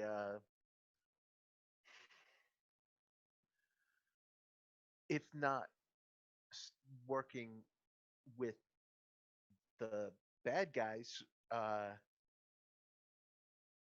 not in our best interest to interact with, because dealing with a reporter is going to backfire and we're going to have problems. Look, this may be seem initially kind of a subject that's a tangent, but have you all recently been in touch with the Titans? Emperor Norton's been keeping an eye on my brother when I've not been there. Have you yourself been in touch with Emperor Norton? Yeah, we FaceTime and he'd keep me updated on Diego, but I tried Snapchat. He does not get Snapchat. DW barely even texts. How does a I've genius lost. not get texts? He likes phone calls. What can I say? Well, I don't know. I'm mildly worried that I've been unable to get in touch with Servo. That's not totally unusual. I mean, there have been times, but I've been trying recently, and I'm not getting anything from her. Well, and I think Jerry is looking over at Jay right now. Go ahead. Please, you. Like we were going to get in touch with Peregrine, so maybe she'll know where Servo is.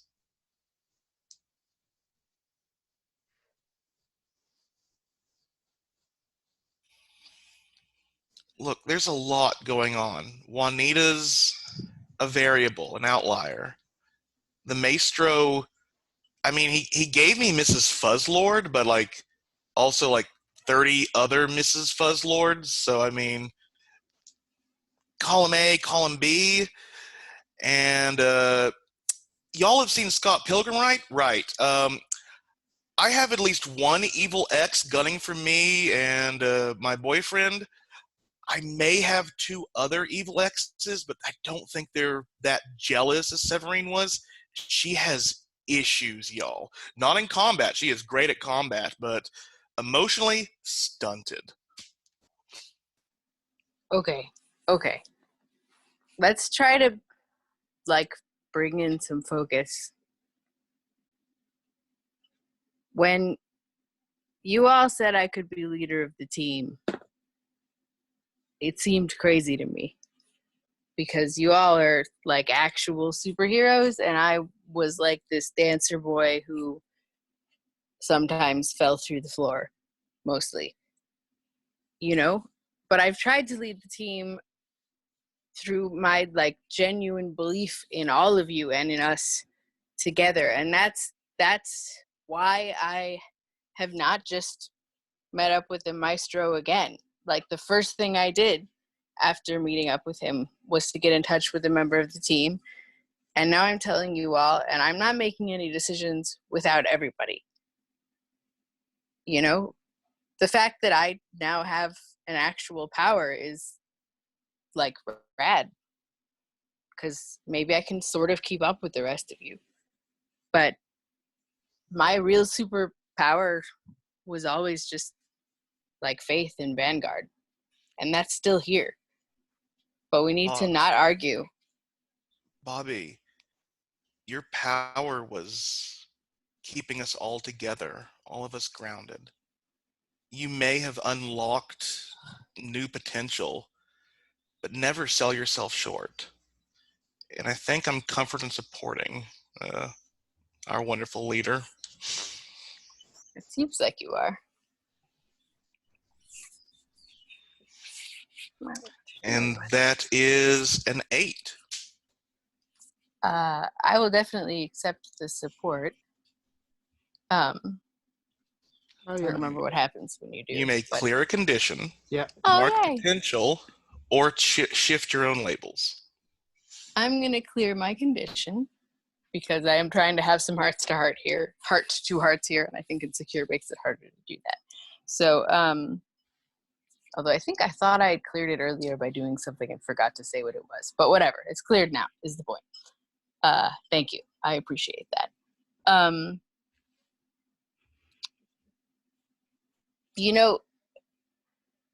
That means everything to me, because that's what I wanted to be as leader of this team, and that's what I still want to be. And Glitch, if you think the Maestro is that dangerous, then I'm not going to take any further action in that direction before maybe you can talk to us about what's in the files if it's too much for us to go over. And if you need help with Severine or any of your other evil exes, we'll take that on too. And we just need to make an agenda, and it'll be like planning for a dance performance, you know? Like you write out what songs you're going to work on and like what the steps are, and then you learn the choreography and you do it.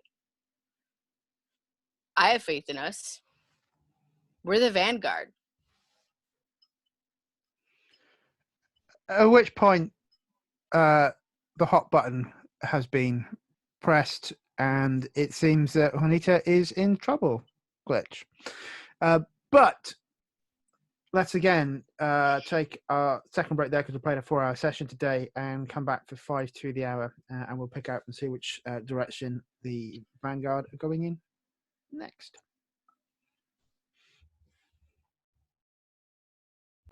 So there was this conversation about Severin and what's going on, and then the panic button that you gave Juanita has gone off, Glitch.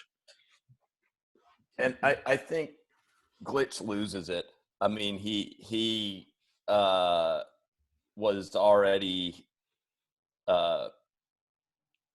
at something of a breaking point. Thought that maybe things would get resolved, but with this panic button going off, he snaps for a moment, and he goes over to the sound system that Bobby B had turned on, busts it up, and says, "We have got to act." And after busting that up a little bit, he gets his side of the panic button and says, "Juanita is in trouble. I gave her a panic button if she got in trouble. She's at RethinkInc. I'm heading over there now. I hope some of you will join me, but even if you don't, I've got to go." Now that is enough, busting up the stereo to get the attention of the team to clear your angry condition.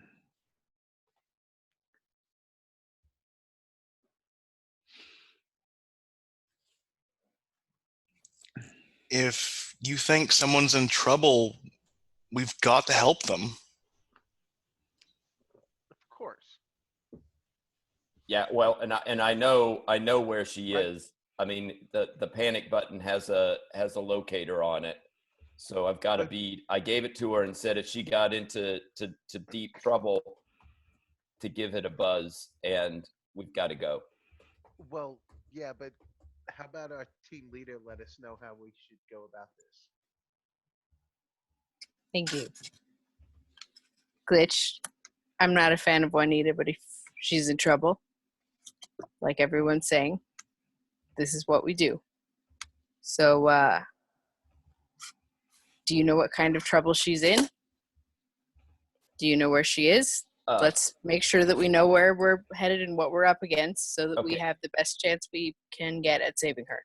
She was going to follow up on some of this information about RethinkInc and what RethinkInc was doing to kind of get into the city infrastructure.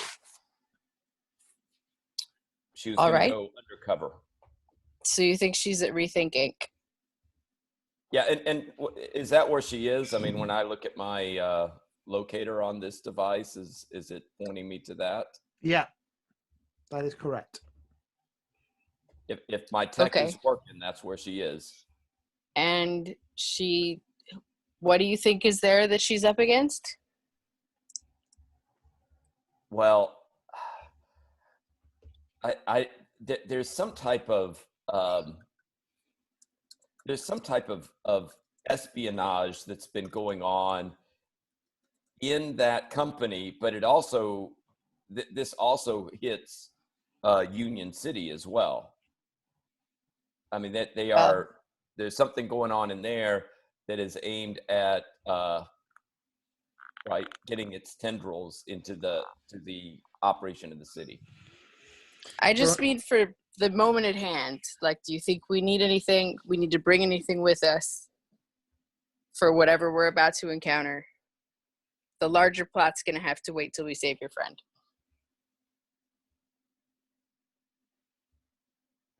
Well, I think, I'm not sure exactly what the danger is, but I think we got to get over there ASAP. All right. Then I think this should be our plan of attack. We've got people who can teleport. They can bring people with them, right? You got it, boss. Can you take... PopinJay might be able to fly there quickly enough. I'm not sure. Wait, can PopinJay teleport also? Who all can teleport? I've lost track. It's a lot of people at this point. Just me and you, and sometimes Tank if he spends his doom to do that. So, Jerry, can you either take both Glitch and PopinJay, or PopinJay, can you fly quickly and I will phase there, and then we'll just be there. We don't have to worry about transportation issues. Does that sound good? I'll give it my best shot. All right. I'm pretty new at this, but it seems to be working so far. It would be nice if somebody had not smashed up the sound system, but I do have my headset. So, to RethinkInc as a team, right, everybody? The Vanguard. Into the fray. Into the fray. Okay. So we're in the tech science section of Union City, which is glittering tech hubs, green spaces, and buildings as high as the eye can see, separate from the older and more established side of the city, which is more residential. We see the Vanguard approaching the building in their various forms. What's the plan, gang?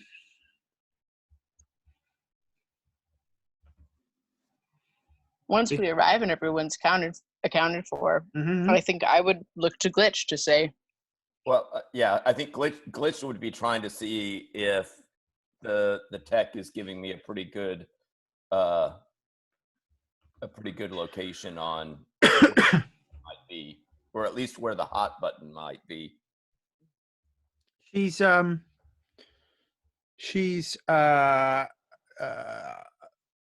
definitely within the RethinkInc hub, which is a tower close to Dr. W Global Tower, but she is probably about a quarter of a mile down, if the signal is correct.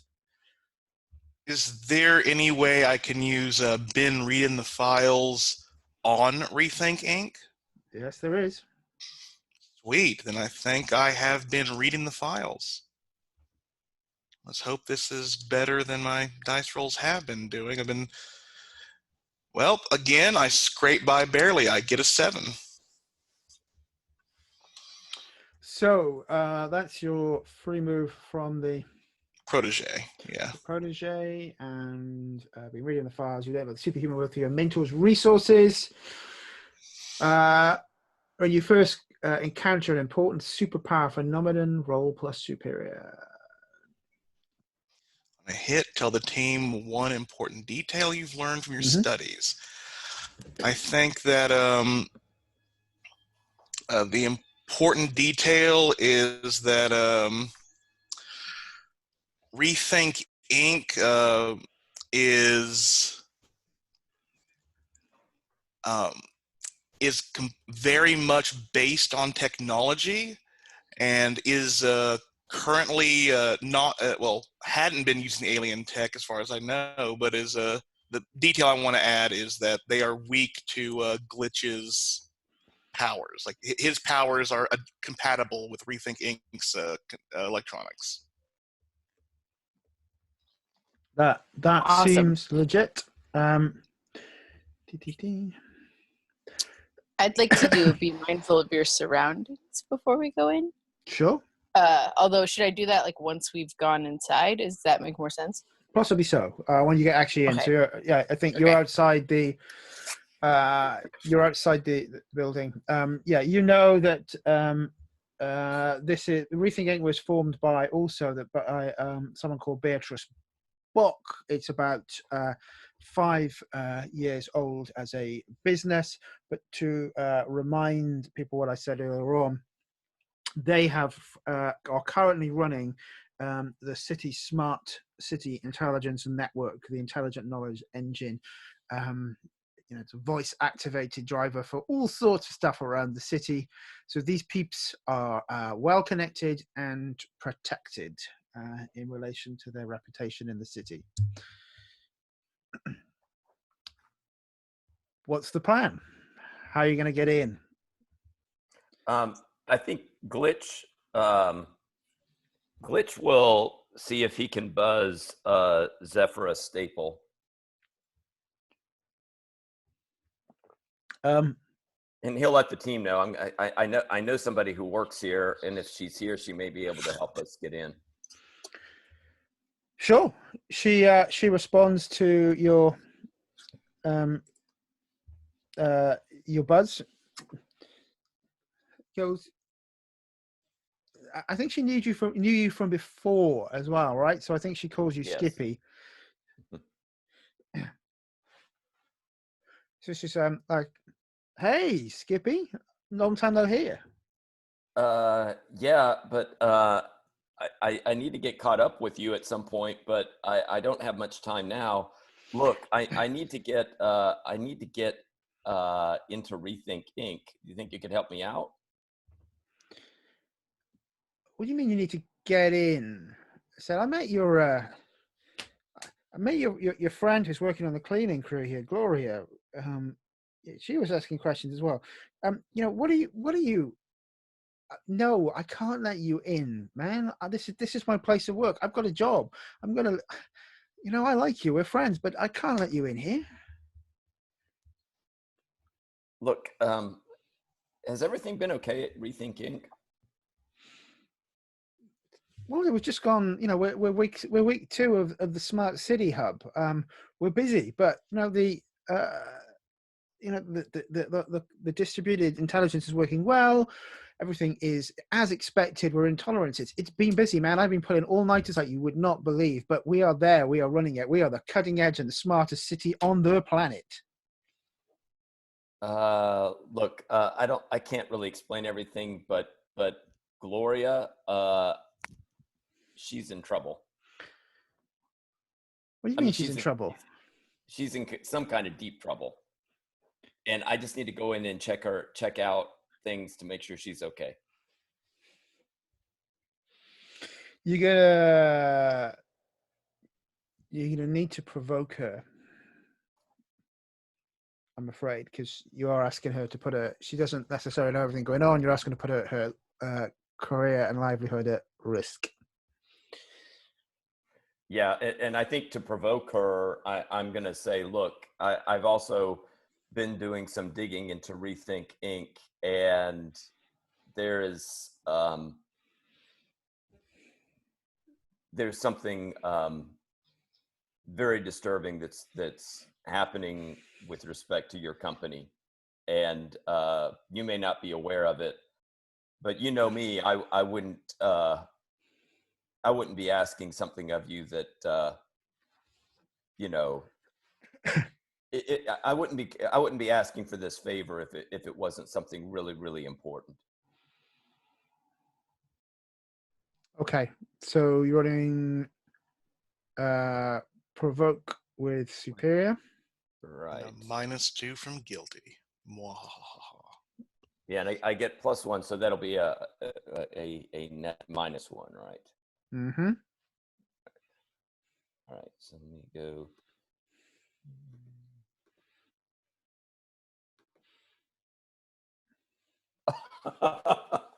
Snake eyes.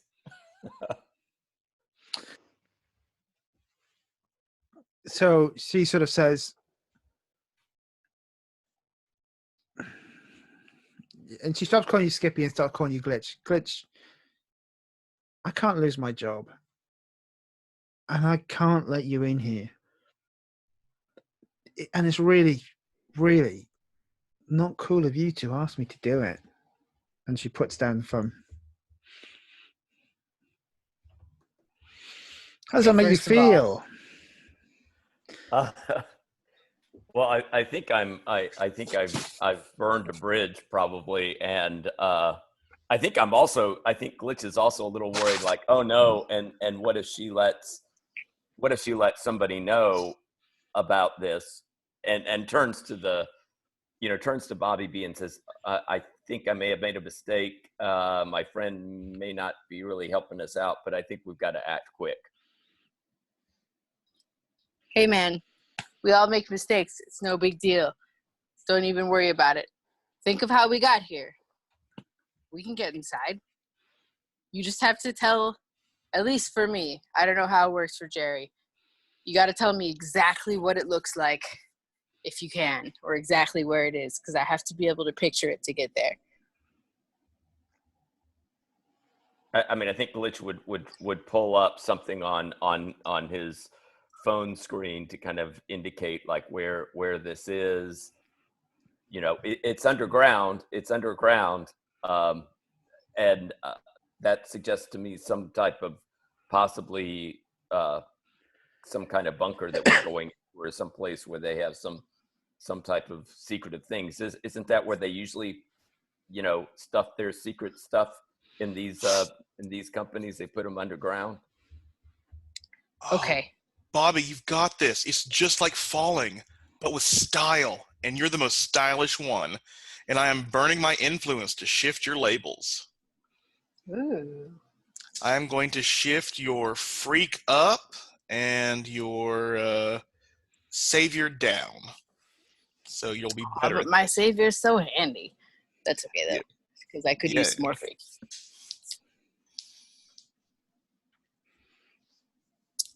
Well, I was gonna propose that you go down there and then just text me a picture. But if you think that following with style is the way, I mean, I'm new at this, but I'm willing to give it a go. And like Glitch said, we don't have much time. So let's do this. Yet again, Vanguard, into the fray. Cool. So you're going to try and phase down into this location, Bobby B? Is that the plan? Yes. Are you using the vest, or are you using the technique that Maestro? I'm using the Maestro's technique. Then you can take +4 and forward on your Unleash Your Powers. Awesome. To get to the right tab, sorry. So you're rolling with freak. So that's a 10 on the dice. And I guess with the +1 forward, 11. Well, that's cool then, right? So you want to describe what happens, and I'll describe where you appear. Yeah. I put in my little headset. I put on one of my songs. And you see me, like, for just a second or two, sort of getting into it. And I start to dance. This is much more freestyle-y than, like, breakdancey, right? And then I just fall through the floor. And you see, like, one panel of the comic with just the team, only minus Bobby B. And then you see a couple of panels with him with pixelated, like, maybe he's inside a wall for one, so it's all the same color, and one he's passing through a room, and you can sort of see it blurrily in the background. And however many panels of that the audience might like. And then you see Juanita, who I would recognize, and you see him standing in the room. Cool. So the room itself is a large I suppose actually the room itself is not that large. We've got Juanita, and she is chained to a desk. So her makeup is streamed. She looks like like she's been crying, but otherwise unharmed. She is tied to, chained to this table. There are security guards in the room who are wearing light power armor. They've got some sort of energy pistols at their side, and she looks up sees you, and goes, "Oh, thank God, Bobby!" And what does Bobby B do next? Well, is the rest of the team teleporting down, or no? Not yet. How is the team gonna manage to do that? Jerry, how's Papillon gonna know where to teleport to? Probably either through glitches, map technology, and he'll probably do it badly, as I have a -3 to this roll. Well, let's see if you can unleash your powers to teleport the team down.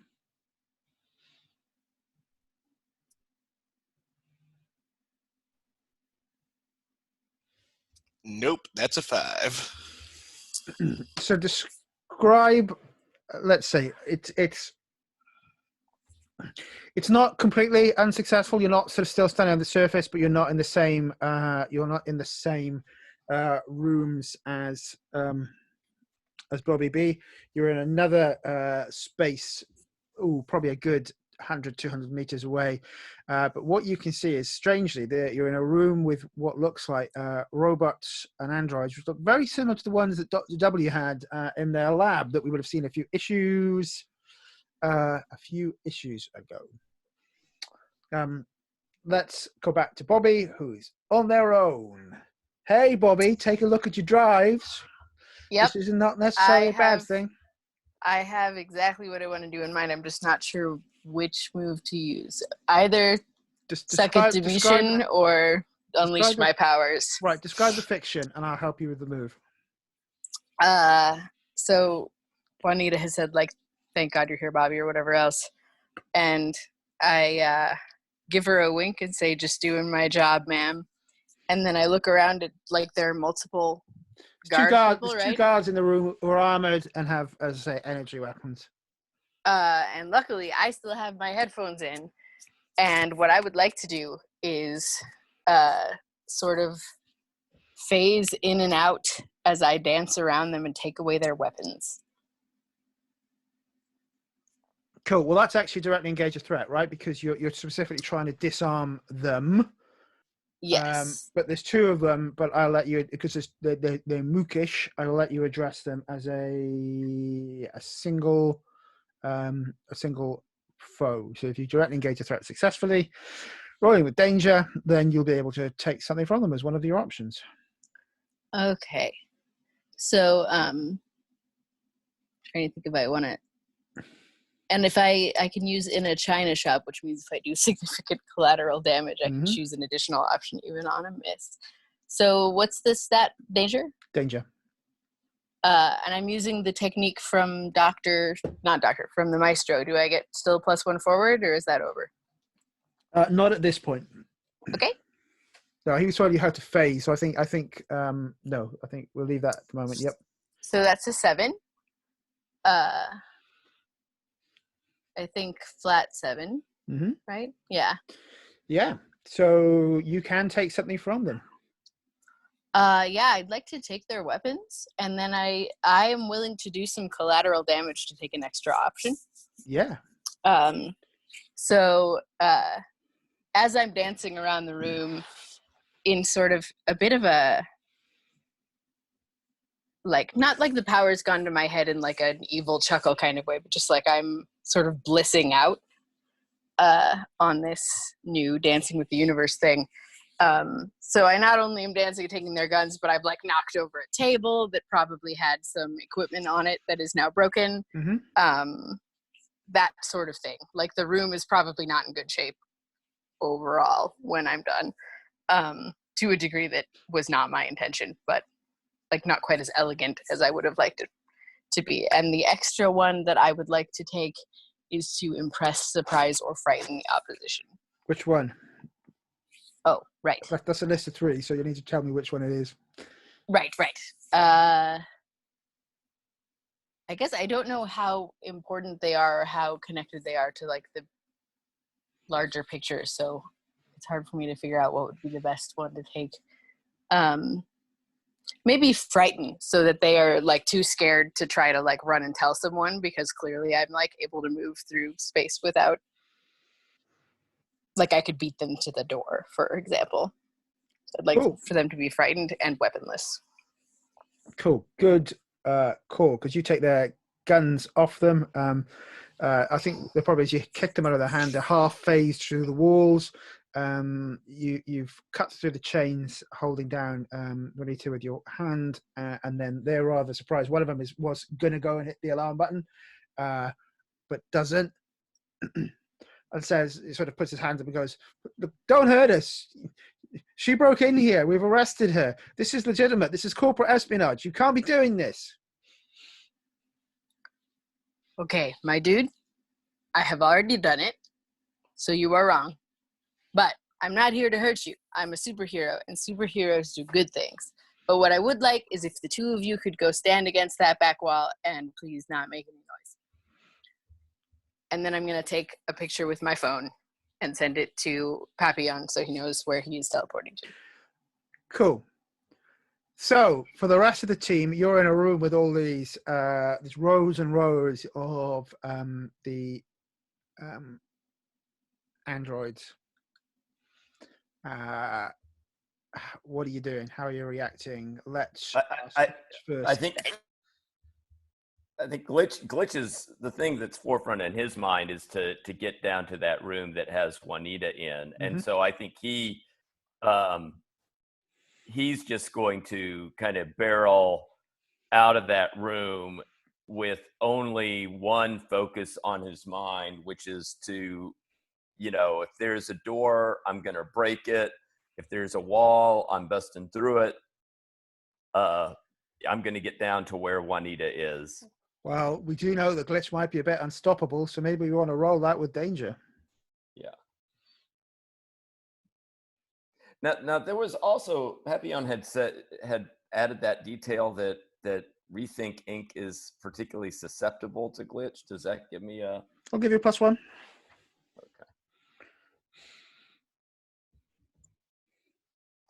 So with that, I will just make the 7.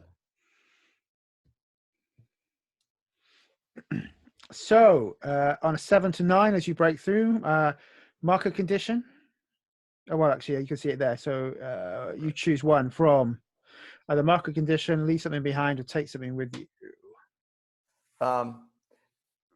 Let me see if this would work for you. Maybe I take something with me, and what I take with me is the notice of RethinkInc security tracking me. Yeah, I'm cool with that. I think what I'm going to add that what you also do is you've gone barreling through some of these androids as you go on a 7 to 9, and all of a sudden they switch on in the room with Papillon and PopinJay. So yeah, the balls in the china shop have gone off. PopinJay, what is your reaction to all of this?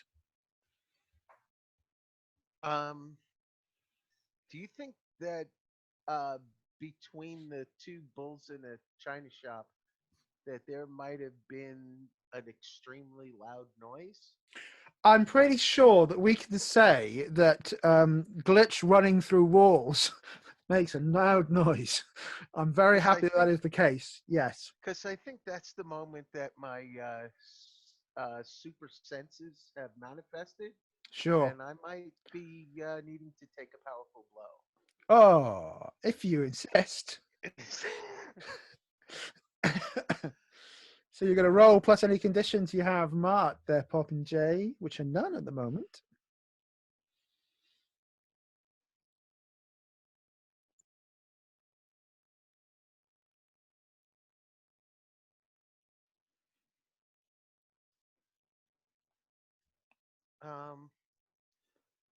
I think I don't know if I have a power that has something to do with taking a powerful blow, but I don't know that It's for super powered individual. Yeah. It doesn't apply.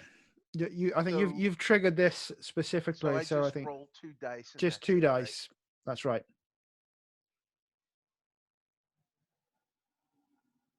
9.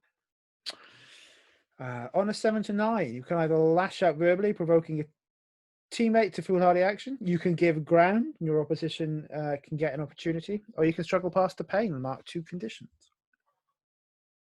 I think they have a real opportunity as I fall to my knees, clutching my ears and doubled over in pain.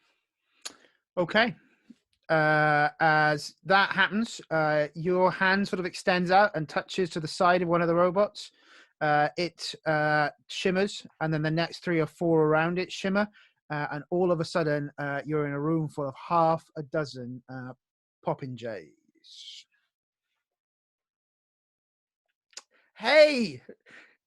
Is this terrifying or a dream come true, Papillon, to have 5 PopinJays in the room? 6, actually.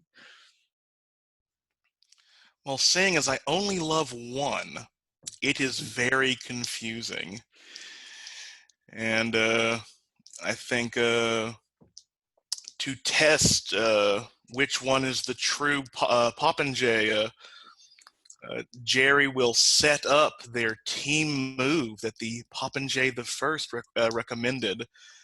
And I believe I am trying to defend PopinJay by setting up this blast, but just like all these butterflies begin shimmering from Jerry. His eyes glow cyan and pink from his powers emanating, and he just screams out, "Monarch refraction!" Let's roll that defend, please, with your savior. Loving the narration.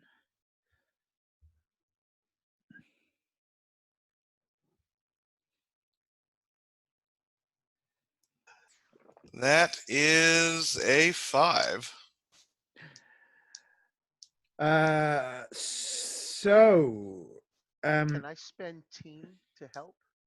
Only one. Or that won't be enough? That won't be enough. That won't be enough, I'm afraid. Oh, that would be enough, because I forgot to add my influence over PopinJay. So 6. So yes, then you can. Just pulls you into the 7 to 9 category. So let me mark that All team down. Training and practice and working together instinctively takes over through the pain. Because the team has yeah, sorry, yeah, go for it. Describe it, Malcolm. Yeah, describe the panel. How does PopinJay get out of this or snap themselves out of it? The training takes over. All the practice, the working together, the time we've been spending together, and just through the pain with blindly seeing the butterflies, I just react to them without paying attention to the enemies in the room because I can trust where they are. That's where I shoot. And our powers combine to shatter all the false images. Okay, so on a 7 to 9, though, it costs you. Expose yourself to danger or escalate the situation. Which are you choosing, Papillon?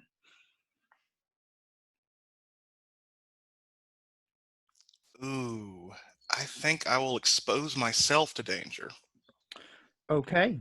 And did you want to add a team to the pool, take influence over someone you protect, or clear a condition? Neither. I'm going to be activating my There When It Matters and taking 1 hold over PopinJay. Ooh, okie dokie.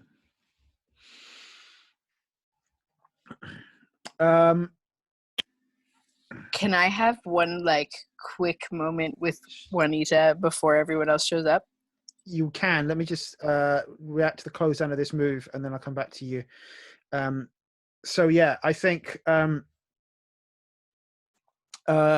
you go up in the air, and the so describe what this move looks like when it goes off. Just before we do that, so what does that move look like? Papillon? I think like there's this one major butterfly in front of Papillon, and he trusts PopinJay to hit it before, and it'll transmit the rays through the other butterflies. But it might be that he's not prepared himself mentally enough for this blast right now. Yeah, I think that seems about right. You're still just too bit stressed, panicked by what has just gone on, and that allows one of the other PopinJays to utilize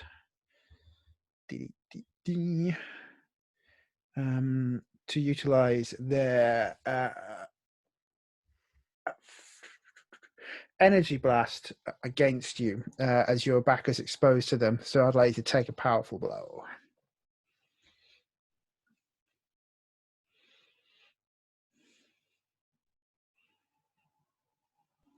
This time the die being low has helped. I got a 6.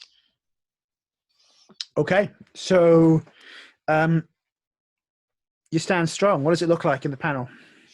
I think, he's creating all these butterflies, like just out of sheer muscle memory or like protection instinct. Butterfly wings grow out of his back psionically, and they absorb the energy blast. Awesome. Let's flip the page to Juanita and Bobby B in the isolation cell. What did you want to discuss with Juanita, Bobby? Oh, it's not even a discussion. I'm assuming my teammates will get here any second. I've sent them the picture. The bad guys are huddled in the corner. And I just moonwalk back to her side and lean over and say, I don't only punch people, babe. And that's it. That's just what I wanted to do. Have my one moment. Cool, no problem. And at which point, as you say that, I think the wall explodes as we see Glitch come, phasing. I don't know, is it explode, melt, phase, disincorporate? What does it look like, Glitch? Exploding walls don't really seem like a Glitch thing. I think it's something different to that, isn't it? Yeah, I think it's, I think he's able to kind of he's able to kind of transform his cells so that he's able to kind of like meld into and pass through solid materials. Although I think it also ends up, I mean, it doesn't like completely bust through them, but I don't think where he's passed is completely unchanged either, right? That there's definitely kind of signs of some type of structural transformation that's kind of happened through the walls that he passes through. Cool. But you are in the same room with Juanita and Bobby B. What you doing? And the guards are there as well? The guards are against the wall with their hands on their head. Yeah, so Glitch looks at Bobby B and says, Bobby B, great work. Juanita, are you okay? We got to get you out of here. She says, I'm fine. Thanks so much for coming. Bobby, I think our best course of action may be to take Juanita and get out. Papillon and PopinJay are in a strange room right now, a couple floors up, with all sorts of strange AI things.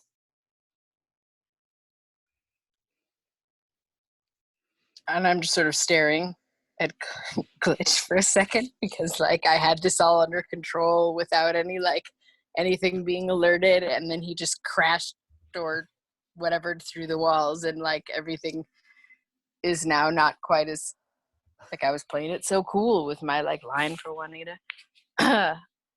I see. Thanks, Glitch. They're in a room with what? Well, it looks kind of like Dr. I know that we're not in Dr. W's place, but it kind of looks like some of that stuff that Dr. W plays around with. That's weird. How about this? Why don't you take Juanita and use your whatever you do that got you in here to get her out of here, and I'm gonna try to get to PopinJay and Jerry, or PopinJay and Papillon, and then maybe let's just meet back at Reclamation Point. I'll just try to get to them and get them to teleport out with me, and we'll regroup, because clearly there is a bunch of stuff going on, and I don't think it's good that we're all in different places, and we have a civilian here. So can you take her? I can take her. Look, if you just follow where you see that strange transformed wall over there that I came through, that'll take you in the direction you need to go. All right, I'm on it. Vanguard in and out of the fray. Go on, take her out. Okay. So I'm gonna, yeah, I'll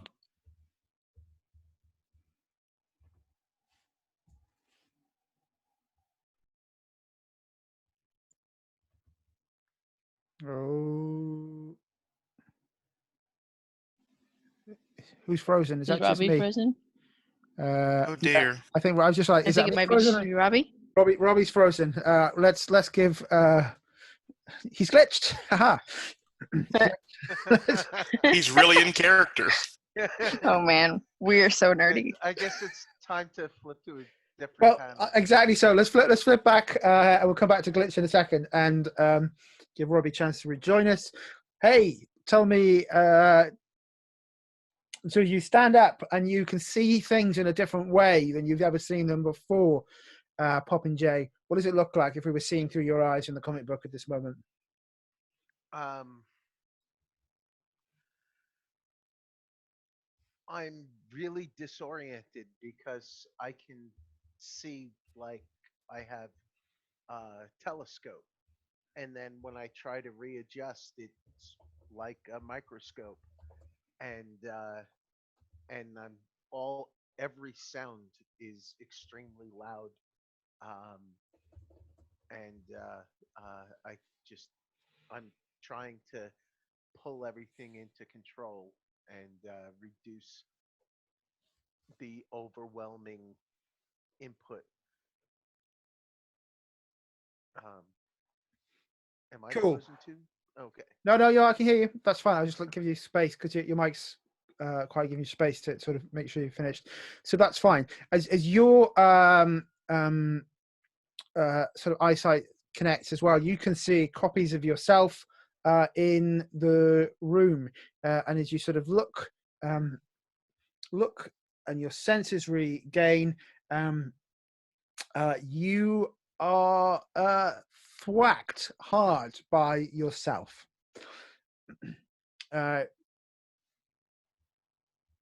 I'd like you to take yourself a powerful blow from being hit by PopinJay. And so is that a superpowered individual? That is a superpowered individual. It's a copy of you. So if you feel you are superpowered, they are superpowered. Oh no. So now you can use your legacy move, I think is what you're asking me. Yeah.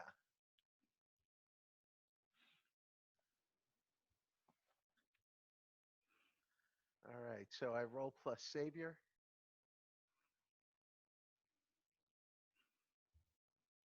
Sure. So that brings it to an 8. So never give up, never surrender. When you take a powerful blow of someone with far greater power than you, use this move instead. 7 to 9. Mark a condition. You can get an opportunity opening on the attacker. You can rally from the hit and add 1 to the pool, or you can keep the attacker's attention.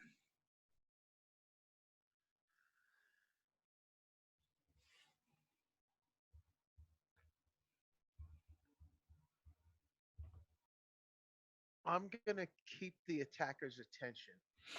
I'm um, basically gonna take the hits so that Papillon has an opportunity. Okay, so mark a condition. Um, Can you make a and suggestion of a condition at this point? What do you think makes sense? um, I don't imagine that PopinJay is taking very well to someone stealing his identity and then railing on him.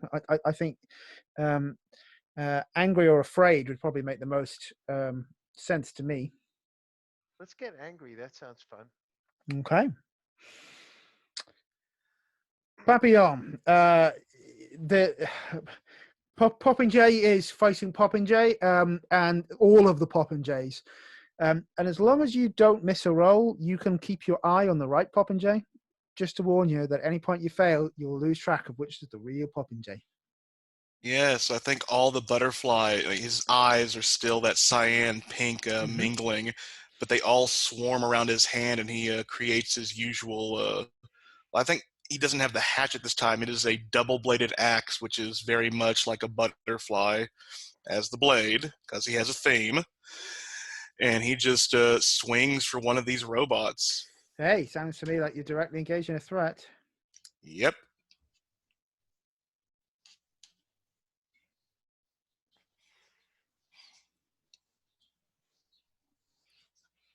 Okay, that is a 7. So choose one of them. Let me look at this list, and oh, it's the top one. I want to take their disguises. Ooh, okay. Describe how that looks then. I'm happy for you to do that. Yeah.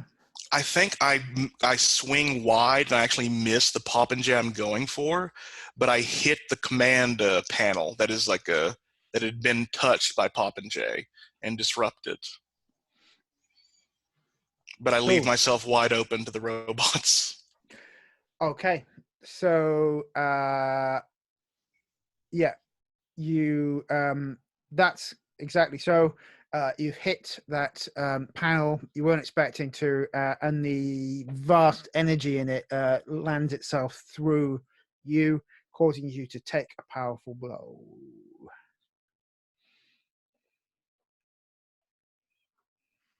Um, since I had held their attention, would I take the powerful blow instead? Or like Uh, because those two things um, are like opposed to each other. no, the tension is you were able. He had opening into price, so that's why I let him do that. But he's actually he's cut through the command panel, so not from being hit by one of the robots. Okay.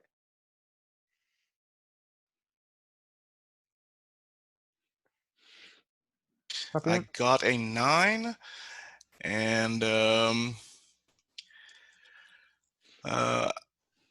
oh, I think I am going to give ground, but this is by narratively. PopinJay's senses are still sort of heightened, and Papillon just screams in agony as the energy courses through him, overloading PopinJay's senses and heart.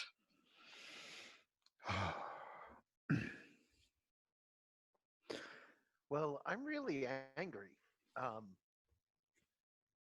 is there something where I could just kind of go a little berserk and unleash my powers and find out that I now have super strength? Yeah, looks like you're trying to either overcome an obstacle or reshape your environment. So yeah, roll with your freak. Which is a 0.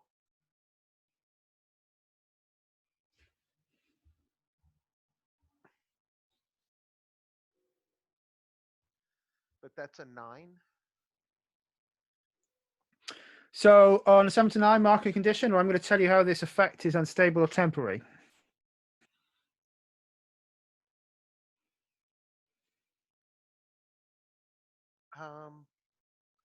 I'll take another condition. Cool. So describe what this looks like as we see PopinJay start identifying their super strengths for the first time.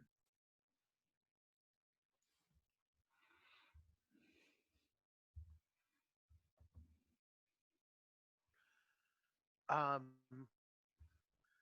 PopinJay loses his temper, and in running to Jerry's aid, uh, instead of blasting with his energy blast that would be normal for him, he starts swinging with his fists, and um, these things go flying in a way that he's never hit anything that hard before, um, and uh, they smash into through the walls. I mean, I think it creates a huge amount of collateral damage that he didn't in any way expect, and he's actually now afraid of himself, his own strength. He doesn't feel in control of it or any of these new powers. Awesome. Lovely description. Glitch, you're with Juanita. What are you doing?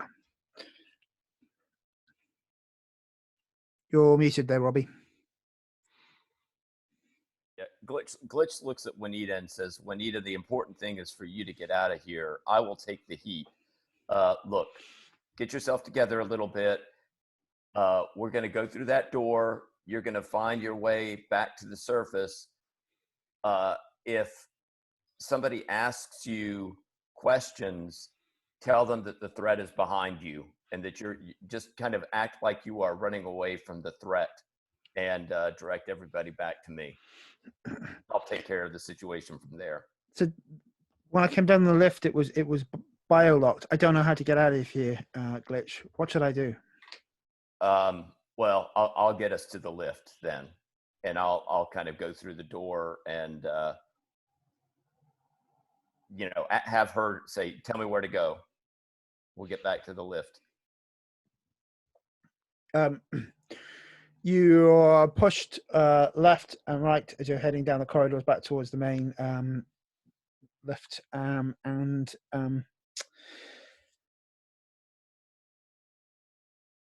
cool. And then, as I say, what we see on the next panel as you're running is we can see someone looking down and at this.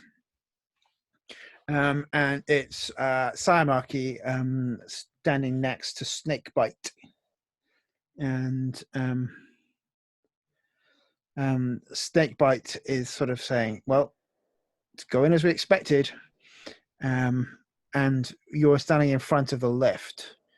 We haven't seen Snakebite before, and it's Glitch's direct. Sorry, it is Servo's rival. What does Snakebite look like? I think Snakebite has a outfit on that is, I mean, you kind of, it's like every single inch is covered with some type of circuitry or plugins or things of that sort, right? Mm-hmm. I mean, he is he's taken the idea of being connected digitally to a whole new level. Cool. Okay. You are right in front of the lift door. It does seem to have a bio lock on it.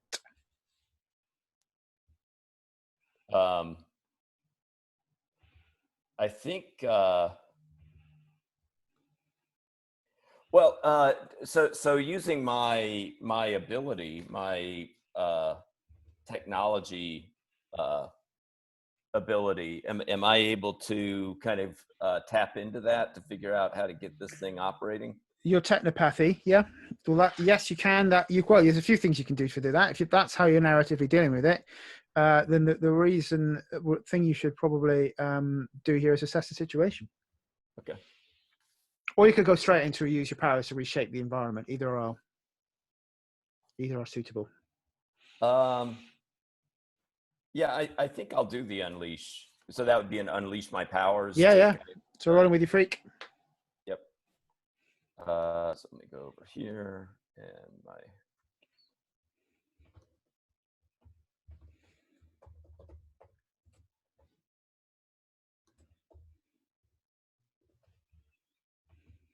Okay, so that ends up being a 9. Cool. So on a 7 to 9, you either mark a condition, or I'm going to tell you how the effect is unstable or temporary.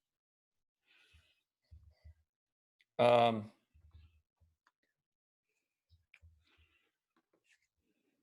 let you say how it's unstable or temporary.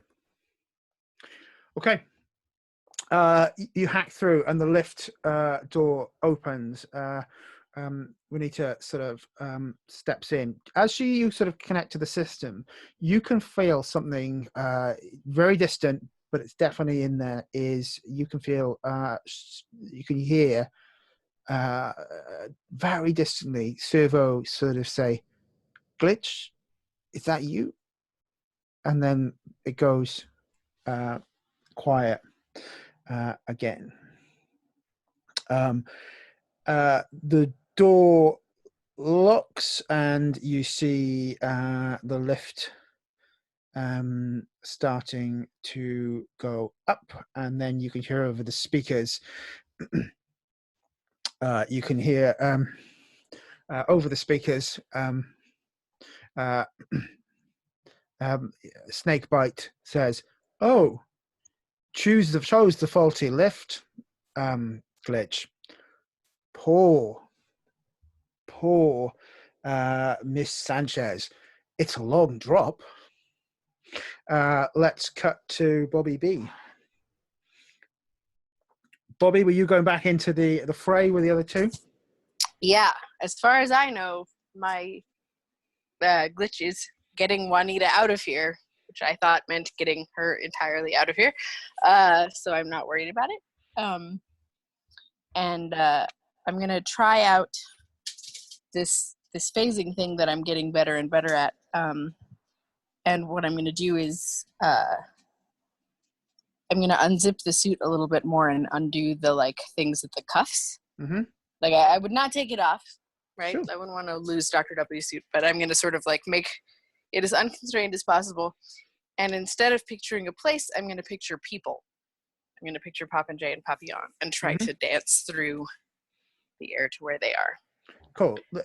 Following the path back that Glitch said Yes. that to you. I'm not going to make you roll. I think you just you pop out and you sort of see this devastation of all these robots all over the place, and there is real rage, quite scary rage in PopinJay's eyes as they sort of spin round to see you. What do you do?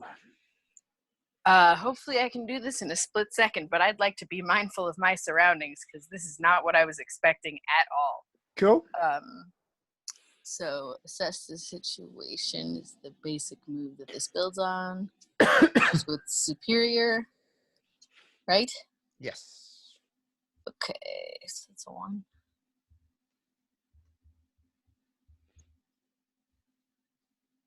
Ooh, fail. But I do get 1 question even on a miss. What's the question? I mean, it feels like what the question is just what the hell is going on here? I guess the question is, how can I break through whatever PopinJay is going through? I think that should probably be directed to PopinJay rather than to me. So, does Jerry look? Does Papillon look injured, or he weathered that blow? Right. No, that one I took pretty badly. I think that I don't have any of my psionic weapons. The wings have gone. Like, I'm looking in pretty bad shape for Jerry. So I would say diverting Popinjay's attention to Papillon's condition, and so he has something to be worried about rather than angry at. Okay, so directing him towards Papillon so he will be more concerned than furious, essentially. Mm-hmm. Yeah. Okay. Thank you. That was right. So I'm gonna run over to Papillon and just yell, "PopinJay, snap out of it!" And I'm hoping that the combination of calling that out while running towards Papillon will direct PopinJay's focus. Well, let's see if they do, because you're trying to get their attention and their fury. You're provoking them. You're taking +1. Oh, that's true. You're taking +1 forward for your influence if you still have it. +1 forward from the assess the situation, and anything else that you feel you should be. Yeah, so I guess that's +2. Mm-hmm. And Your superior. I don't remember what that superior. Yeah. So that's +3 Sure. total. Wow, really? Dang. That's still only a 5 with a +3 because I rolled snake eyes. Oh, well, the good news is Papillon. Sorry, try that again. PopinJay, as you spin round, you see another one of these robots, which has taken on the form of Bobby B. What do you do? Oh, Lord.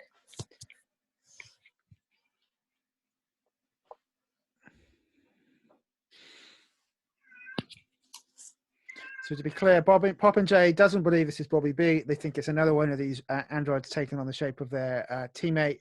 How does the incandescently angry PopinJay react?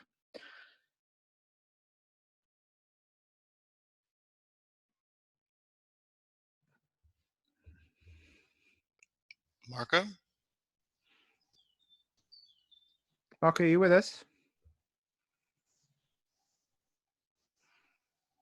Okay, I think we've lost him for a moment. Let's I've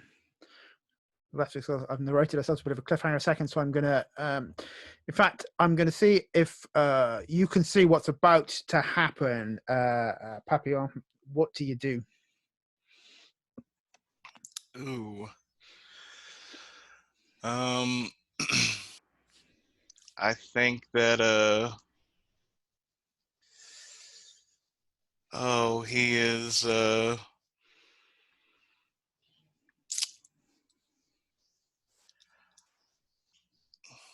what would he do? I think that he's really hurt at the moment, so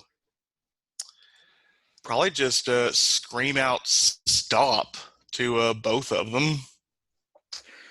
Then let's flip the page from it and come back to that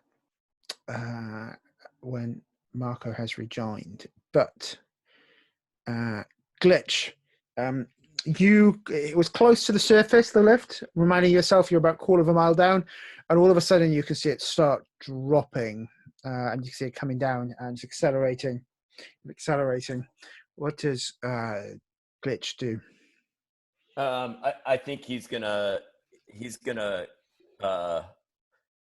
wrap one arm around Juanita, and he's gonna bust himself out of that lift. Did you go in the lift with her? Is that what you were leaving at the same time? I think we were, yeah. Sure, that's cool. Yeah. Okay. So you are going to try and yeah. What are you trying to? So you're going to sort of go to the top and leap out. I think what I'm gonna try to do is to it makes most and did this happen like right when I heard Snakebite, saying this? Yeah, I mean, I think as after hearing that, if I got a sense that this thing was moving, Glitch, without really even giving it a second thought, would just say, "Oh, we've got to get off this lift as soon as possible." Take Juanita around in one arm and just bash his way off of the lift. Hey, are you unleashing your powers or are you being unstoppable? I was thinking that would be an unstoppable to get right. It says to get away from something, and I'm wanting to get away from the dropping lift. Yeah. So roll with your danger.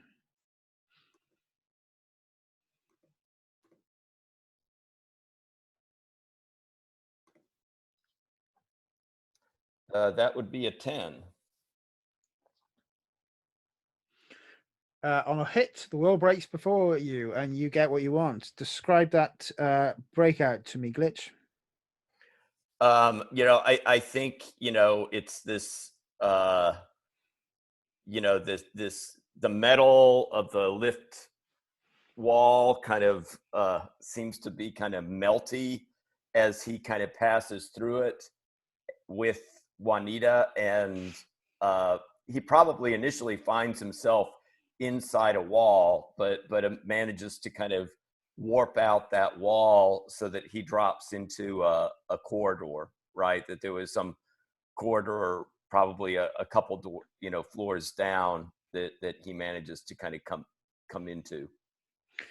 Cool. Okay. I think you were close to the surface when this happened, so you've pulled yourself out, and you're in the lift shaft. I'm on a 10. I'm not going to make any more rolls. You managed to pull yourself out, and we sort of see you with Juanita on your back, climbing out of the lift on the ground floor of the building. PopinJay, you back with us? Yes, I am. Cool. Sorry. No problem. These things does happen with the internet at the moment. So, look, PopinJay, as I said, when you were away, we asked Papillon what they did, and I think Papillon has spotted what's happened. They're quite hurt. They scream out to you to stop. And I think that's probably enough to snap you out of it.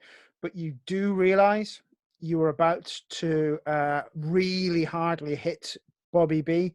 And I'm wondering which of your conditions you'd like to map. Are you guilty or hopeless or insecure at this point?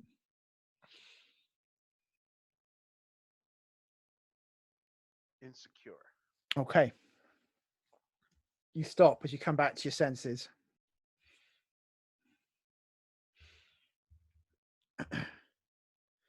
And the three of you are in the room. Bobby?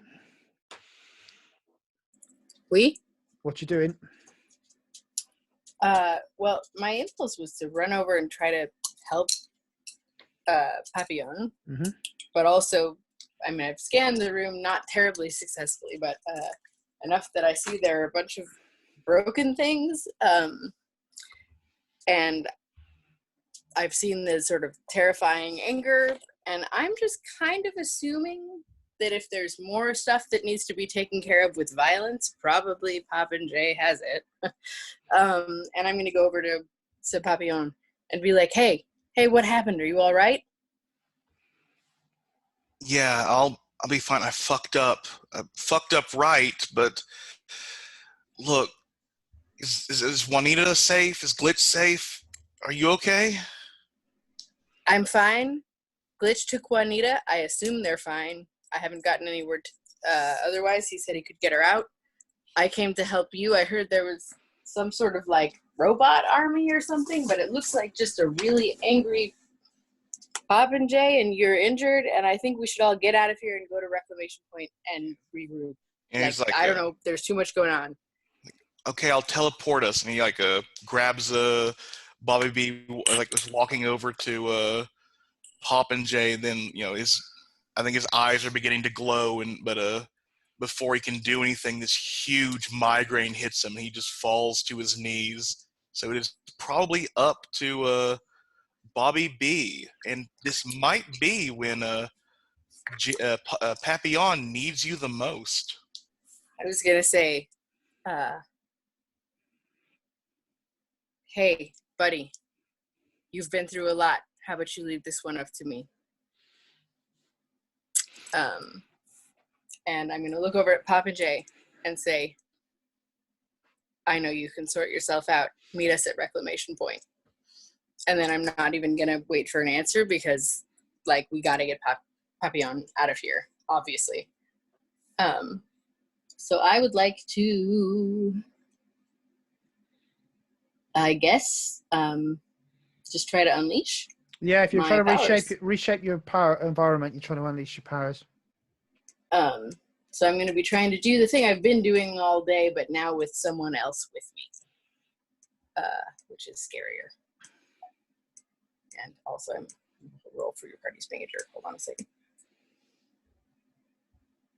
I'm praying that this goes well. Come on. That's 3 in a row under 4.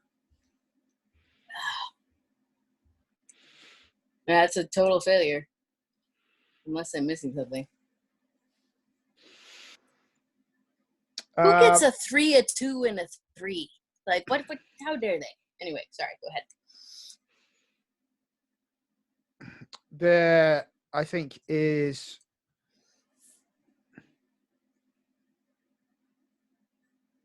Yeah, you know what? There's your powers explode. You and Papillon are elsewhere, leaving PopinJay alone, devoid of the rest of the team. And at which point the androids flash back into life, and you're in a room of you're in a room of these androids. We're taking on all sorts of faces of titans and vanguard and celebrities and politicians throughout the city, and you're alone. You're alone, PopinJay. What do you do?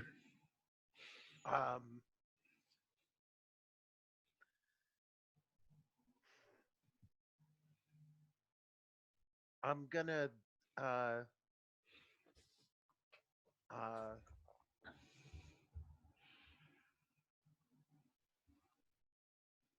just unleash again. I've got all these new powers. I just mutated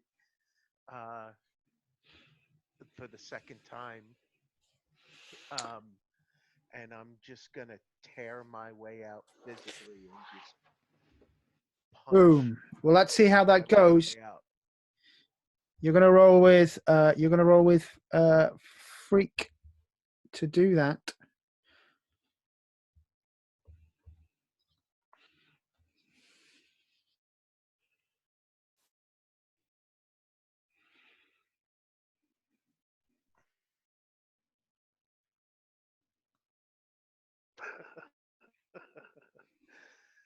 That's a 3. I'll mark potential. Mark potential, and we see you fighting one by one, pushing way out of the building, and you're close, and then you can see the blast doors are down on the lift, and all of a sudden we see Papillon reappear in front of you and puts a hand out and says, "I'd never leave you." So I take his hand. And we flip the panel to realize that Papillon is with Bobby B back in the reclamation point, and PopinJay isn't with them. And I think we'll pick up on the ramifications of that one next session, right? So let's have our end of session moves. I'm gonna go in character keeper order today, and I'm gonna ask Glitch whether or not they grew closer to the team, go into the image of themselves, or they grew away from the team.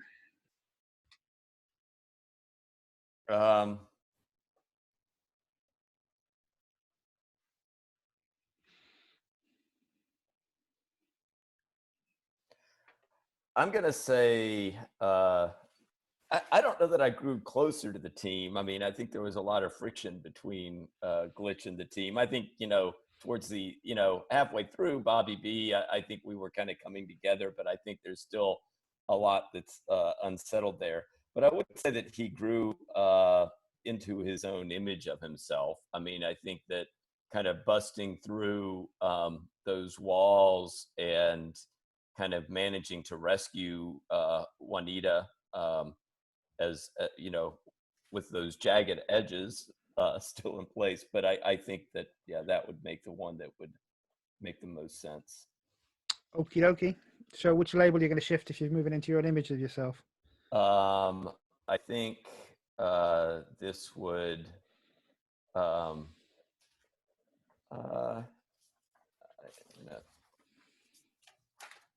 I think I'd probably go with danger up and mundane down. Lovely. Bobby. I would say that I actually through growing into my image of myself, grew closer to the team ultimately, because they were superheroes and I wasn't, and now maybe I am. So I'm going to say closer to the team. Cool. And I'm going to say the person who helped me get there was Papillon, because he was willing to listen after I had my encounter with the Maestro. Like he had enough faith in me to hear me out. And seeing him hurt was like really painful for Bobby B. I think like that's why he left PopinJay there. I mean, I think he definitely assumed PopinJay could take care of himself because of Jesus, but also there was no way he was going to let anything happen to Papillon. So I think that is who it is, and I'm giving influence back to him, I guess. Yes, I have it again. Wee. PopinJay. Same question to you. I mean, I think I quite literally feel separated from the team. I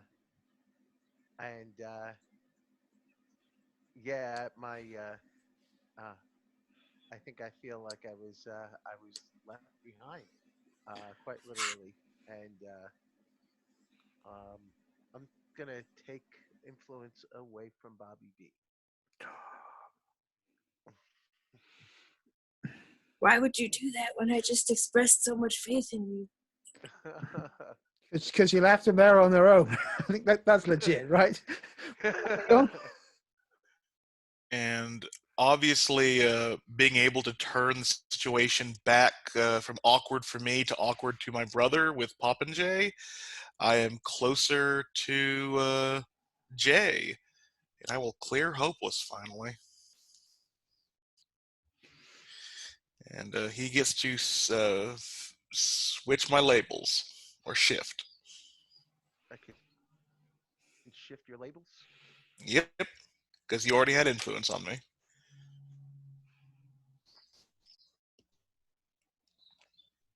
I think I have problems. I can hear you.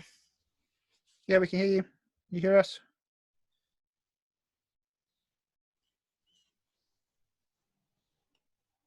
Okay. Maybe that was right. Well, let's see if he comes back in a second. And if not, he can tell me during the week. We'll do that over chat if we need to. So we'll turn the page to the last page of today's issue, where we see the Maestro sort of looking down over the city. He says, "The strings, I think, have been played.